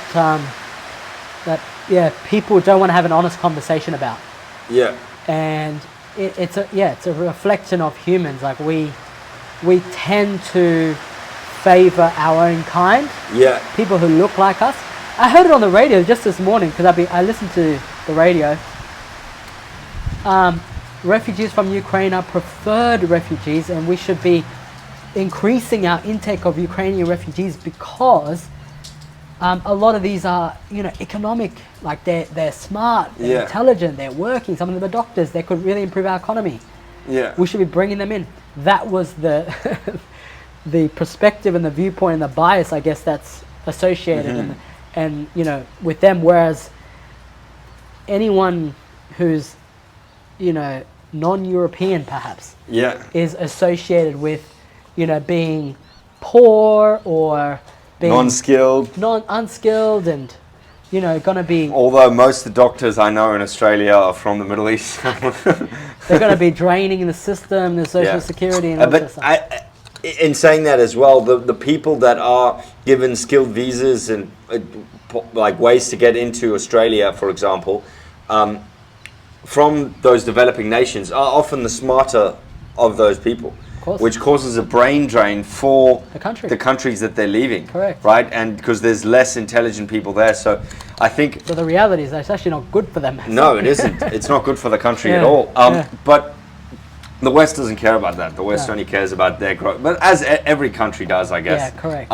Every superpower just cares about their own... interests. Yeah, their own interests and their own growth. But what was I going to say before now? With going back to being strict on like having... You mentioned that Saudi Arabia is not Islamic, is un-Islamic in their law. Is that what you're saying? Yeah, correct. Specifically in their law? In their law and their practice.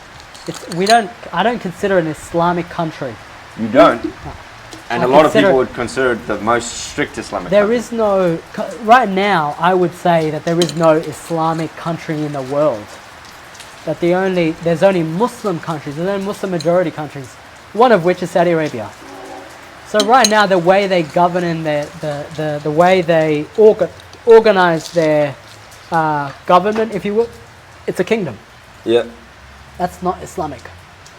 There's no kingdoms, nepotism, family, in higher power, and you've got your family as the head of security, your family as the head of the army, the king's the king, and that's very un-Islamic. There's no justice in that. Yeah, in an Islamic country, God is the king. In an Islamic run, Sharia, Islamic law run country, correct, sovereignty belongs to God, basically. Yeah. Sovereignty belongs to God, and so the Islamic law stands higher than any person. Yep. Right? No one's higher than the Islamic law. And more than that, you can't do, like, a lot of things what they do is like unjust. It's unjust. Yep. So it's worse being black in Saudi Arabia than in Australia. Oh, really? Yeah. Even if you're Muslim. Yeah. So because there's differential treatment. There's actual institutionalized racism in Saudi Arabia. So how is that? How can it be an Islamic country? Impossible. I see. True. I was unaware of that. I do, like, I did understand they were, I mean, I actually, from what I've heard, the thing is, from what I've heard, I understood that they're a strict nation, but I still thought they would be considered Islamic by you. But what I want to ask then, about their rules about females being allowed to drive or not allowed to drive? Un-Islamic. Un-Islamic? True. Okay. About women in Islam. Now, according to what somebody told me, there's a chapter in the Quran that specifically speaks about how to treat women. Correct. Or not how to treat women, but correct. Can you explain a little bit about what that chapter is about? Yeah. So there's no chapter in the Quran that's named after any gender or sexual orientation, if you will. Except Surah An-Nisa, which is the chapter of women. And it's a chapter... Surah means chapter, right? Correct. Okay, continue. So it's a chapter, it's a whole surah, and it's a big surah, it's a big chapter. And it talks about women and the treatment of women and the rules around women and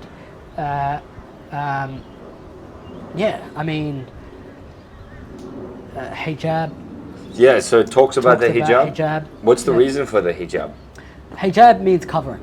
Yeah. Okay.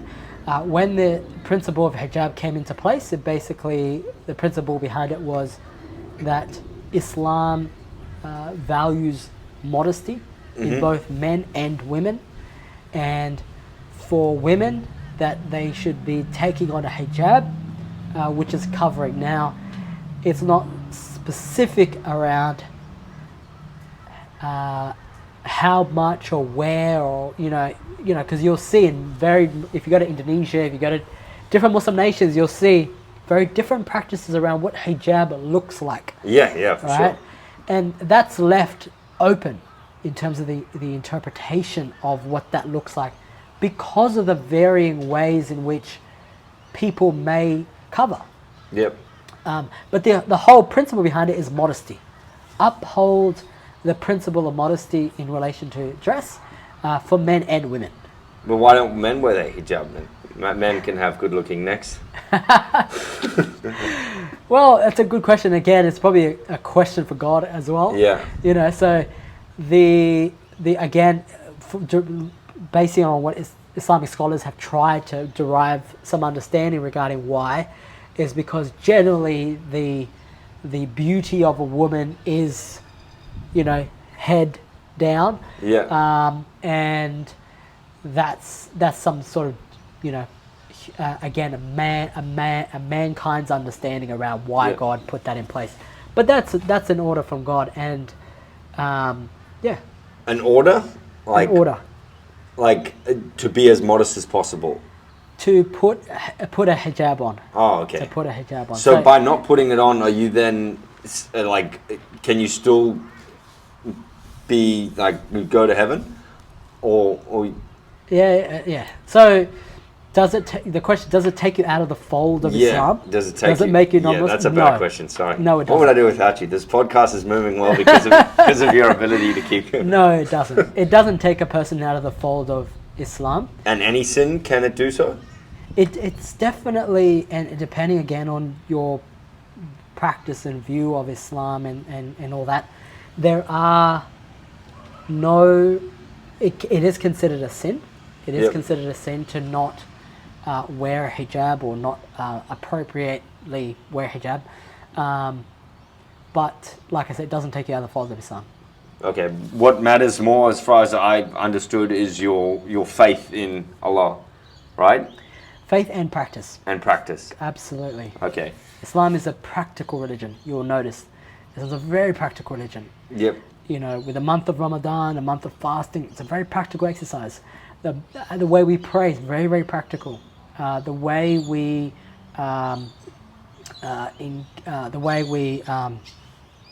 govern a society from an Islamic law perspective is very, very practical.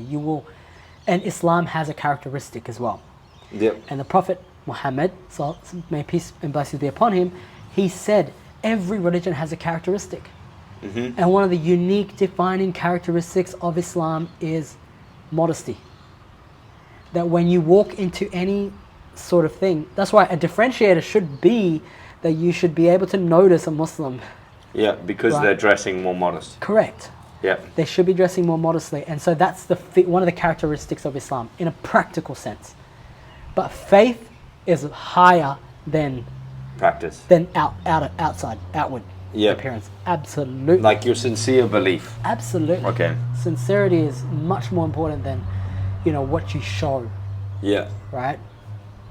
And continuing on the topic of women, from what I understand as well, in terms of marriage, is a man is allowed to marry a non-Muslim woman as long as the children are Muslim. I could be wrong. Correct me if I'm wrong. Yeah. But then why is a Muslim woman not allowed to marry a non-Muslim man? Like, why is there a difference? Why isn't it just one clean cut? A Muslim has to marry a Muslim. That's a very, very. It's a good question. I mean, it's not a random question. It's not a question that hasn't been asked before. I only can say to that, it's in the Quran. Yeah. It's literally in the Quran that a man can marry a Christian, a Jew, but he can't marry an idol worshipper. What's an idol worshipper? So, wouldn't a Christian be considered an idol worshipper if they've got a cross and they're worshipping that cross? No. That's an idol. It's an element of. We do believe the Christians, obviously by doing that, there's an element of idol worshipping. Yeah. But it's not to the extent of them saying the idol is the God. Yeah. Correct. The idol is just representing God. Correct. I get that. Yeah. So that's the difference. So we would say like Hindus. Yeah. Are idol worshippers. Okay. Right. But yeah. So your question around. Did you want to go on something else? Yeah. No. So a man can marry. According to the Quran, a man can marry. He can't marry idol worshippers, but he can only marry somebody that's of Christian or Jew, because it's of a similar faith. Oh, okay. So you can't just marry an atheist, for example. Correct. He can't. Oh, okay. He can't. I see. So there's restrictions around that.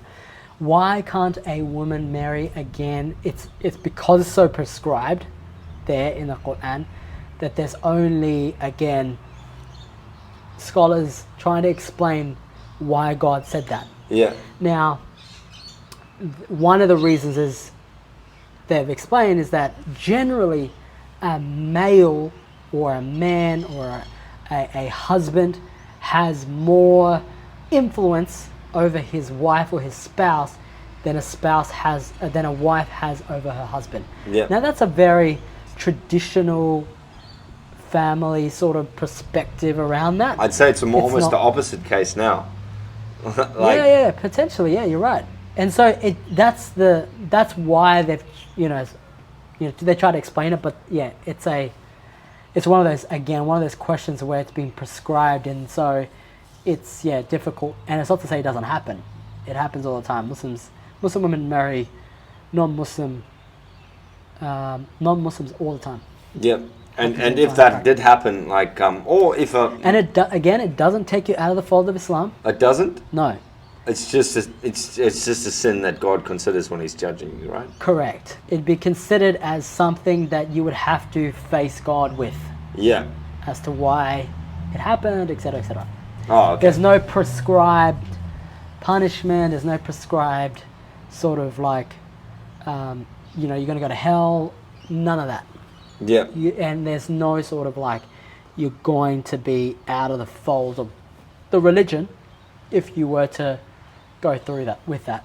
Oh, okay. True. But I guess that goes for a lot of the sins. Yeah, correct. Like, is there any specific sin that will take you out of the fold, straight up? If you die on it, idol worshipping. Oh. You will notice Islam is very anti-idol worship. So is Christianity, I think. Yeah. I think messages that... Most Abrahamic religions have a very clear source that worship should be to God. Yeah. Not to man, not to a thing, not to an idol. It should be to God.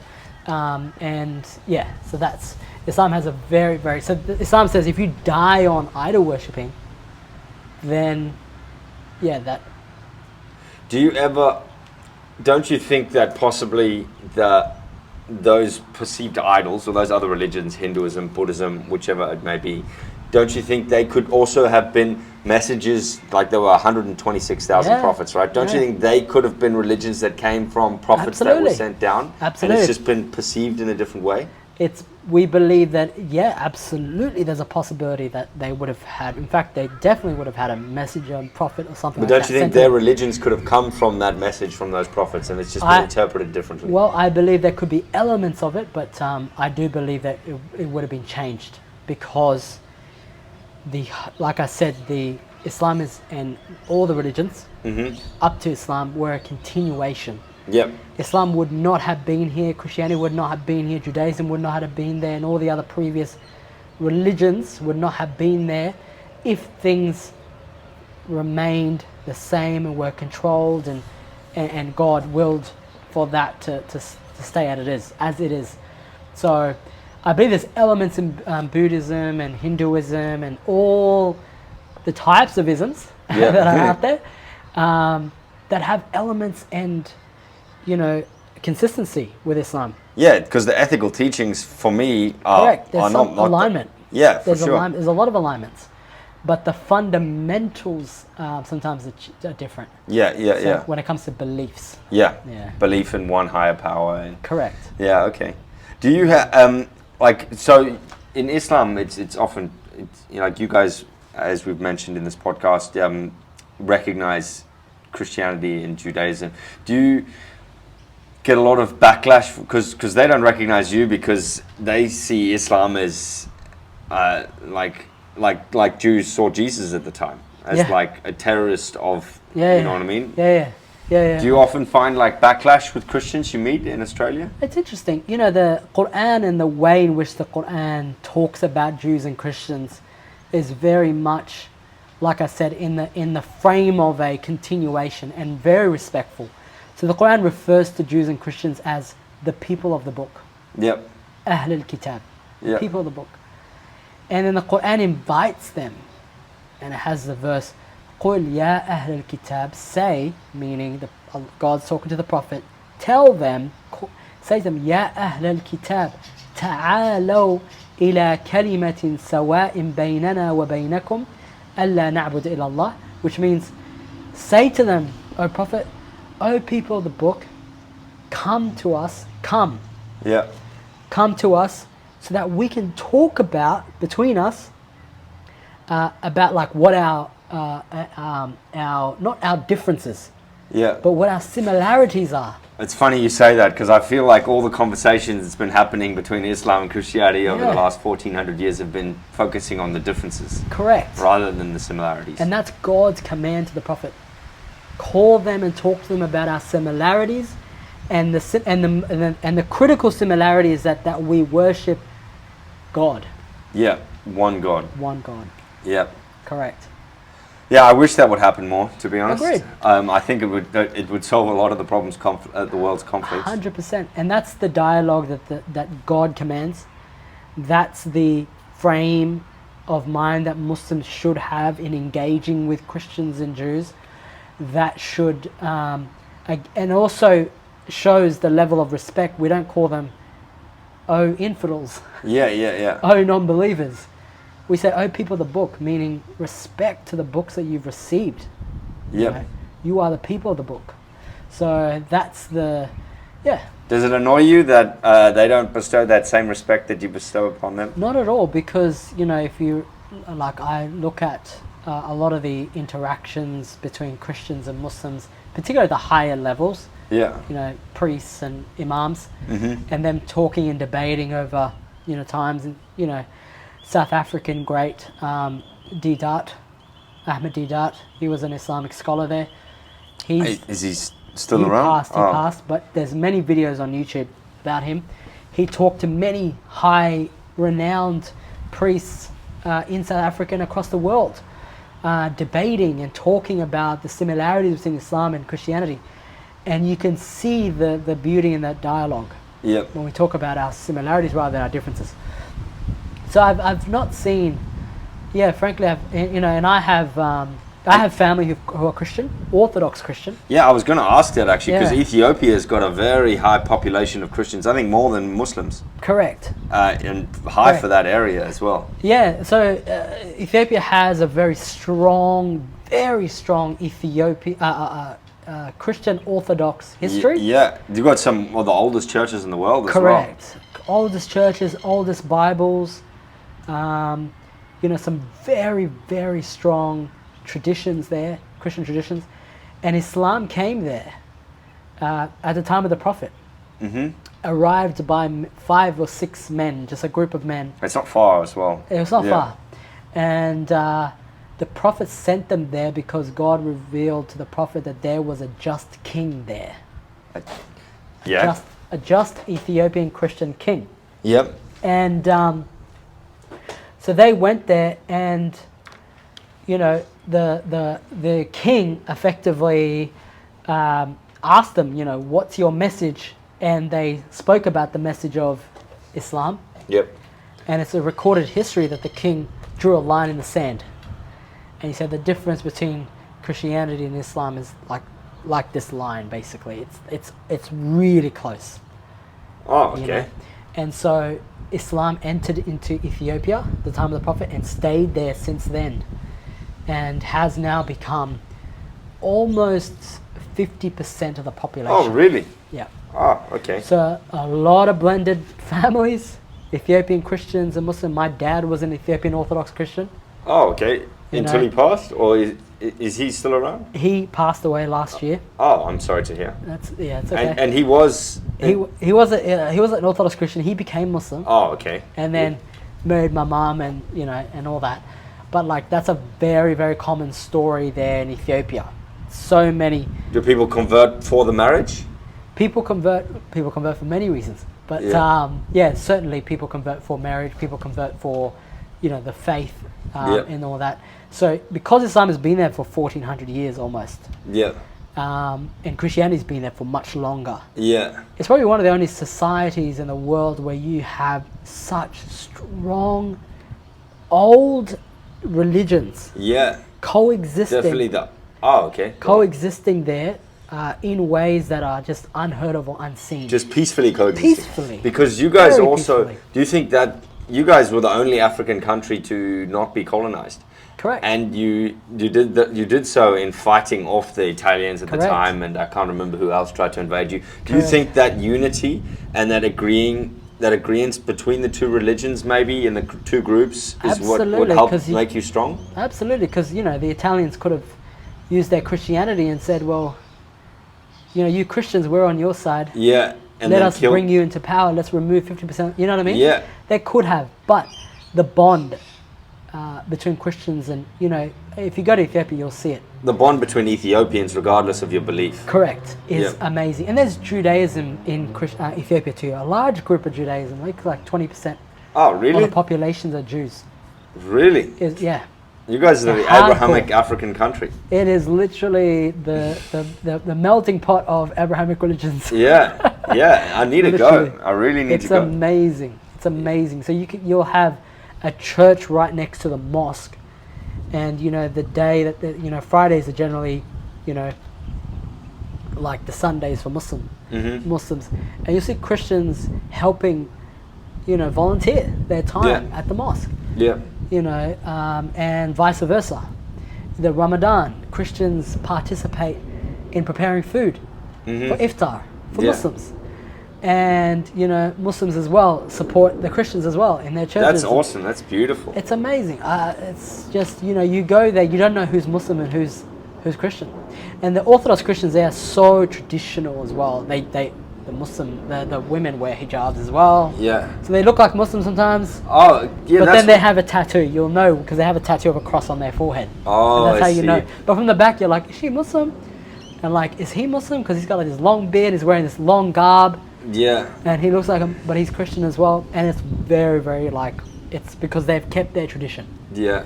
I think a lot of even not strict, but I think a lot of conservative Christians are quite conservative in their dress as well, and modest in their dress as well. Yeah. Like I don't know, and like nuns, for example. Yeah. They're wearing a hijab as well. Correct. So yeah. Hard. Like I think there's so many similarities, and I wish the world would look more at that, because I've talked to a lot of Christians who they'll see me maybe defend Islam in some way, or like explain one of my interactions with a Muslim person for education purposes, and then they'll start attacking it and defending Christianity and saying why this is the right one, and vice versa.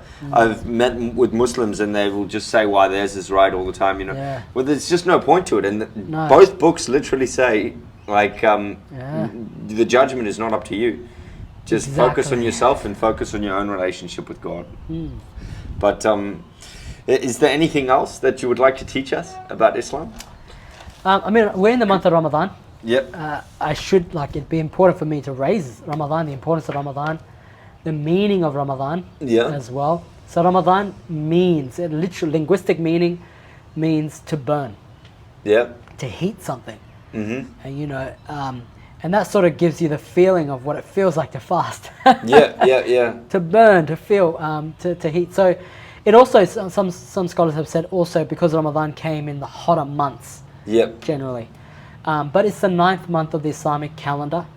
Ramadan is a time for only... How many months are in the Islamic calendar? 12. Oh, okay. 12 months. But it's based on a lunar cycle. Yeah, because it changes every year, right? Correct. Yeah. And which comes down to the justice and fairness of the religion as well, even coming down to the months. Every month gets to experience, Ramadan gets to experience winter, summer, autumn, spring. Oh, so around the world, wherever you are as a Muslim, you're going to be fasting in different temperatures at different times. That as well. I'm also going to experience Ramadan in different temperatures as well. So every 30 years, within a 30-year span, Ramadan will move through the seasons. Yep. So, almost like an explanation of the fairness of a lunar cycle. Okay.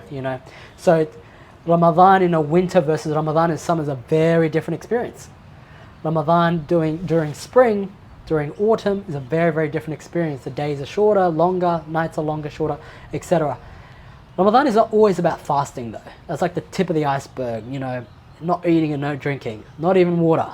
So that's the tip of the iceberg. Ramadan is actually much more than that. It's about stillness. Yep. It's about prayer. It's about remembrance. It's about reflection. It's about everything that was impermissible outside of Ramadan is extra impermissible in Ramadan. Oh, you mean the sins? Correct. Yeah, okay. So everything haram is even more haram. Correct. During Ramadan, okay.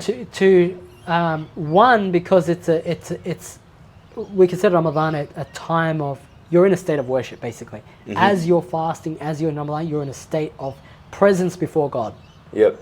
So in that state, if you're in the presence before God, then that means you need to be on your best behavior, basically. Yep.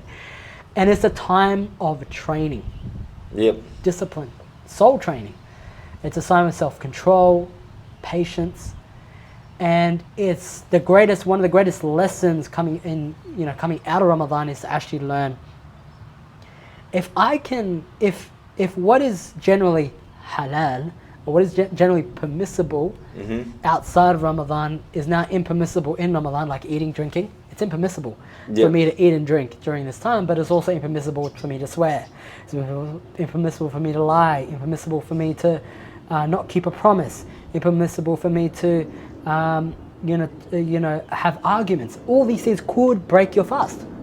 Oh, really? Not just eating? Or, correct. Oh, okay. It's not just about eating and drinking, it's also about, so you have to be present with what you're saying. Yeah. Constantly checking yourself. So that training at the end of the Ramadan is basically to say, if you can go through that, if you can sustain not eating and not drinking and not swearing and not doing all this stuff in 30 days to build a habit, right? Yep. You can do it for the next 11 months. 11 months, yeah. Right? And then you get that training. The other thing about Ramadan, it reminds us human beings is that we're not a people that's supposed to stand still. Yep. And what I mean by that, we're not supposed to be stagnant. We're supposed to be improving. So what happened last Ramadan and what you improve from that Ramadan should be a different focus this Ramadan. And so every single year should be a different sort of area of discipline that you should be aligning yourself. And there's nothing that makes you more present than not being able to eat or drink. Because when you're full and you're satisfied, generally your mind wanders. But when you're hungry, your mind goes into your body. And it focuses on the fact that you're hungry. And your emotions start building up. You start realizing, because hunger develops anger.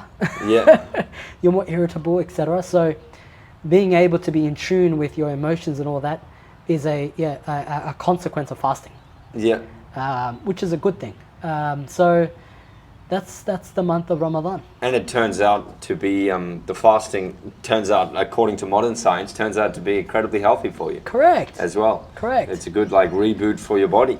And God says in the Quran, introducing fasting, and He says, "Ya ayyuhalladhina amanu kutiba alaykum as-siyamu kama kutiba ala alladhina min qablikum la'allakum tattaqun," which means, "O you who have faith, O you who believe, fasting, siyam." Siyam is the Arabic word for fasting, not Ramadan. Siyam. Siyam was prescribed upon you like it was prescribed upon the generations before you. Meaning that it's a legacy tradition.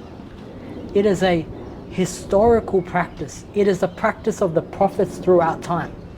And that this, because when God associates that, and this is the first part of the verse, God is saying that this is a traditional practice to show that I love this practice, this type of worship. God loves this practice, type of worship, so much so that He's prescribed it to every generation that comes before us.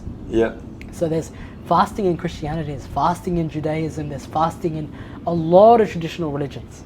Is there? There is. In Christianity, there's fasting? At least Orthodox Christians fast. When do they fast? They fast around after Christmas or before Christmas. Oh, okay. True. I think there's so many different... It's not a practice that is generally widespread, but Ethiopian Orthodox Christians do it religiously. They fast hard. Excuse the pun. Go on. I did not know that. So that's another similarity. That people forget to... Forget to see. And that's why, God reminds us the similarities, the connections. This is a fast that and the thing about fasting as well is that you can't fake fasting. You can't fake fasting. In other words, you can't. Well, let me put it this way: you can't necessarily. If I pray in front of you, you can see me pray. But right now, you can't see me fasting. Right? You don't know if I had breakfast this morning. No, I wouldn't in daylight, have a clue. Right? But you know. Correct. I know, and God knows. It is one of the most sincere acts of worship that one can engage in, that develops a level of integrity that if you don't know you didn't have, try fasting and you will see whether you have that integrity or not. You get what I mean? Mm-hmm. Yeah, because fasting, you can't fake it. You and can't, nobody's giving you props or like nobody's. No, you're not showing off to anyone. Yeah, it's exactly. purely internal. Yeah. And so the scholars say that's the reason why God loves this act of worship. Okay. Because it differentiates. Yeah. The levels of faith. Yeah. Oh, I like that. And how's your month of Ramadan gone so far? Yeah, look, it's going good. I had a start. It was a bit of adjustment. Yeah. With work and the energy levels. Mm-hmm. Because you eat breakfast, you spend your energy. Yeah. Then you refuel at lunch. Yeah. And then you expend, and my energy generally drops at like 2-3 o'clock. Yeah. In the afternoon. But do you wake up and eat in the morning? I do. Okay, yeah. Have to. Yeah, otherwise you're not going to get through the day. Exactly. Did you fast from 5 years old when you started reading the Quran? No, I fasted, probably practiced at like 10. Oh, okay. Well, it's still quite young. A day there, half a day. Oh, I see. And then... So intermittent fasting correct. in the beginning. Yeah. It only becomes obligatory when you become what we call baligh, which means when you transition from a boy to a man. Yep. Or for a girl to a woman. Mm-hmm. Essentially. So that's basically. Coming back to the Quran before I forget, I'm sorry for my inability to hold a steady conversation, but I will get better. No, you've been good. Been really good. You're being nice, but thank you. Why does the Quran and the Bible, actually, I'm not expecting you to answer this, and maybe this is one of God's questions as well, actually, but I can't help but notice that it focuses on men a lot. For example, even though apparently there were female prophets in that 120,000, right? Or were they all men? I don't know. Okay, there's no confirmation of that. There's 23 prophets that are written about in the Quran. 25, yeah. 25, right? Yeah. They're all men, right? And also there's a chapter about women and how to treat women, right? And I could say a similar thing for Christianity, right? Like there are important women in both faiths, no doubt, but they're not women, like they're always part of a lesson. They're not like one that a whole chapter is written about or something. They're not a messenger. To me, it seems, from a skeptic's point of view, that this was written by groups of smart men who were writing a guideline for, and I'm sorry if this offends everyone, writing a guideline to guide men on how to live their lives and how to treat women in a fair and equal way. Like, if it was to teach everyone, wouldn't they have a chapter as well to explain how to treat men for women to read? It's a really good question and interesting question, and there's obviously some assumptions are tied to the question in a way, because the Quran, the chapter of women talks to both men and women. She addresses women by saying, "Oh, women." Yep. X, Y, and Z. "Oh, men." X, Y, and Z. There's also a chapter named after a particular woman. Oh, there is? There is. Oh, okay. And it's called chapter of Maryam or Mary. Yep. Which is Jesus' father, right? Jesus' mother. Sorry. Correct. Issa's mother. Correct. Yes. Issa's mother. So there's a chapter on her, and there's also conversations within the Quran that are about or between women, or about between women. There's a chapter in the Quran where God talks about two women in the lives of the Prophet. Time, and makes several references to women throughout history, Islamic history, at the time of the Prophet. Yep. But so I say that because one, it's not a guidebook for men, or it's not a guidebook for just women, but regarding I guess the 23 prophets who are men, it's a really good question. There's been 126,000 more or less prophets. I don't know how many of them were women. I don't know how many of them are men. Now, with regards to the 23, I guess ones that are quoted in the book, I don't know. There is no sort of explanation in the Quran around this is why we chose the men. Mm-hmm. But there is, again, that level of rationalization around what scholars have said. So some have said, look, we believe that, you know, most societies and communities traditionally favored men over women. Yep, and the men were often given more opportunity to be educated, etc. Correct. And so it's very hard to sort of explain now that we have, you know, people say we're more woke now. Yeah. We're more woke now, we can see what's happening. It's very hard to apply that lens, talking about thousands and thousands of years of traditional times, right? So there could be an element of, could a female prophet be as successful at that time than a male prophet at that time? Contextually speaking, but if objectively speaking. Yep. I don't know. But, so that's the, you know, slight explanation. But again, it's like one of those questions again. Yeah. It's like a God question. Yeah, for sure. It's nothing that you're expected to know. Yeah. Now, God in the Quran says that He created men and women equal before Him. Meaning that a man doesn't earn more favors to God than a woman, and a woman cannot earn more favors to God than a man.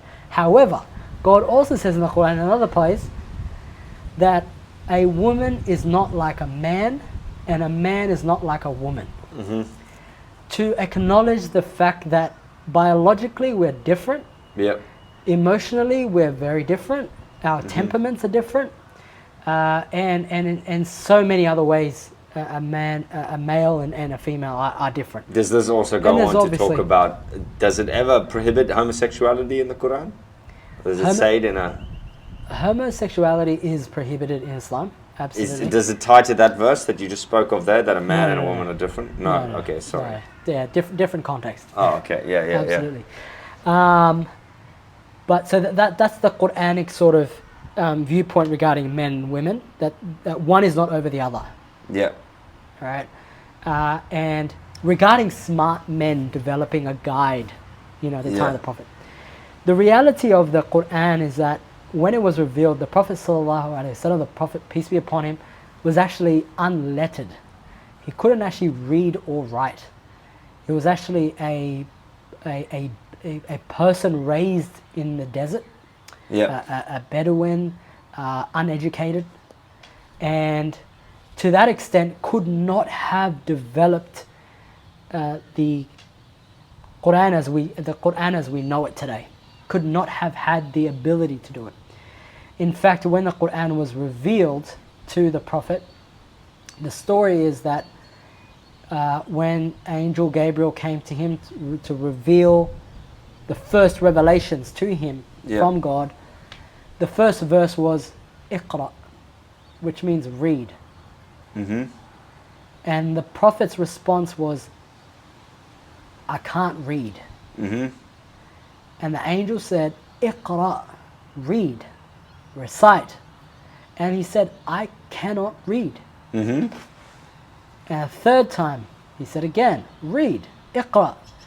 He said, I am not a reciter. I don't recite. And that was the Prophet. Everyone knew that this boy, this kid, this man was not a scribe, or wasn't a person who was educated, wasn't rich, wasn't wealthy. He didn't have any of the advantages or the abilities to be able to produce the text. In the time, in Arabia, that particular time, like in every generation, there's always the key talents that people have. Yep. The Arabians, or the Arabs of the particular time, were known for their shi'r, which means their poetry, their Arabic, the command of the Arabic language, and their ability to produce very powerful poems in the Arabic language and literature. In Medina, Mecca. In Medina, Mecca. The Prophet was not part of those people, but in any case, when the Prophet, when Angel Gabriel and through God gave him inspiration to be able to recite the book, his first reaction obviously was, I can't recite. He was inspired. He'd then taken on that inspiration. He then ran to his wife, Khadija, and the first thing he said to her is, like, he was in a state of shock because of what he had experienced. and his wife was the first believer in the religion of Islam. A woman was the first person to become Muslim in the entire Islamic history. But wasn't he Muslim first? Well, he was the prophet. Oh, okay. So, so he was the prophet and messenger of God, whereas she was the first one to submit, which is the definition of Muslim. The definition of Muslim is someone who submits to the will of God. So, she became Muslim. But in any case, she obviously said God won't forsake you, blah blah blah blah, and encouraged him to spread his new faith. When he went out and started reciting what he was inspired to do, the greatest of poets in Mecca at the time were saying either this guy is possessed, or because they knew him as someone who was unlettered, illiterate, someone who can't read or recite. How was he able to produce this? So that's why it was almost evidence that it was God? Correct. Yeah. So it was almost, this could not have been, so they used to call him, you're a magician. First they started attacking him rather than the message. They said, look, you're a magician, you're a soothsayer, you're talking to fortune tellers, and you're up to some sort of evil stuff. That's the first thing. And then God started responding to these accusations in the Quran. You can see this dialogue. And he was reciting this. He was reciting it. And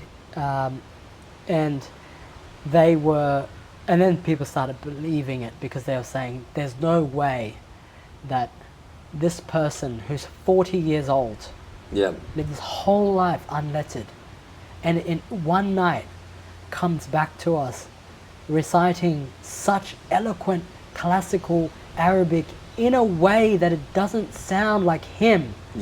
Because his character was shy, whereas the voice and the command and the recitation was a person, a being of command and a being of power. And it was, he was coming in with such change to their, such ideas that they've never heard of in their lives. One God? What do you mean? We've got idols. We've got hundreds and thousands of idols. What are you talking about, one God? What are you talking about? Not killing our kids. What do you mean we can't do that? Do you think that it was over exaggerated how barbaric the previous idol worshippers or the previous people of that area was, to almost make Islam at the time seem higher? Do I think it's an over exaggeration of the description of how bad?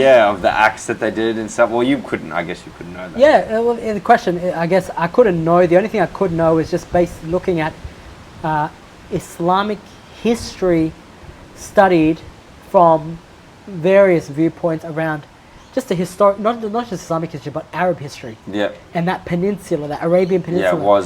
What was it like actually from people who traveled there from Greece and Persian Empire and the Roman? How did they describe it? And that's where you get that deeper understanding. The Persian Empire, the way they described the Arabian Peninsula, was just this barbaric, backwards people. And that's people of a different faith completely. Correct. At the time, at least. Correct, absolutely. So it's definitely not an exaggeration. But perhaps, I'm sure they had good qualities. Like I said, they were poets. Poets, really good at poetry. They were good at shepherds. They were really good shepherds. Well, they had to be to survive in that area, right? Correct. So, in regards to your personal journey with Islam, do your whole family, like direct family, is Muslim? Yeah. Do you think you would have been as dedicated to Islam if it wasn't for the encouragement to learn and start memorizing the Quran when you were young? Like, do you think that you would have been as dedicated to your faith as you are now? There's a quote by James Clear. He says, your environment is the invisible hand that influences how you are, your environment. So people don't often associate too much with their environment and the influence and the power of environment and what it can and what it can do to transform one's life. So I do believe 100% that if it wasn't for my environment, the people that I had been influenced by through growing up, and the community that I'd been a part of, and the leaders that have inspired me and mentored me, I don't think that I would be where I am today. But also I say that with a caveat that sometimes no matter what your environment is and how good it is, sometimes you'll be completely different. You know what I mean? Yeah. So then that aspect I associate to God. And just say that I believe that God's guidance through people and as well as choices that I've made that have sort of led to it at the moment. But Have you always been so, I can't stop, I think I told you this before off record, but I can't stop obsessing over how articulate you are. your use of the English language. I hope one day I can speak English as well as you can. You know what it's come, where it's come from is I do workshops. Random workshops with young people, and about. Well, you're the teacher in the workshop? Yeah, correct. Okay. So I facilitate. I used to coordinate workshops, and then I started facilitating for my own development. So I think it's just through practice. Yeah, through practice of teaching. And conversation. Yeah, exactly. One of the reasons I want to do this podcast. Definitely works. Hopefully by the 1,000 episodes I can speak as well as you can. I'm sure you'll be fine. I'm sure. Oh, it's getting crazy, huh? Yeah, it's getting rainy. We have to walk a far distance in the rain. Yeah. But maybe that's time to wrap it up. Yep. Thank you for that, Issa. No problem. And one day I'll invite you on again. I think that I could. I'll learn more about Islam as I travel the world. Yeah. And about religions in general. So absolutely. I'll be keen to ask you more about it. Yeah, for sure. For sure. It's been a pleasure. This is thank you. I appreciate it. This is uNBUCKled Discussions. We'll see you next time. Amazing. Cheers, man. Cheers, man. Thank you.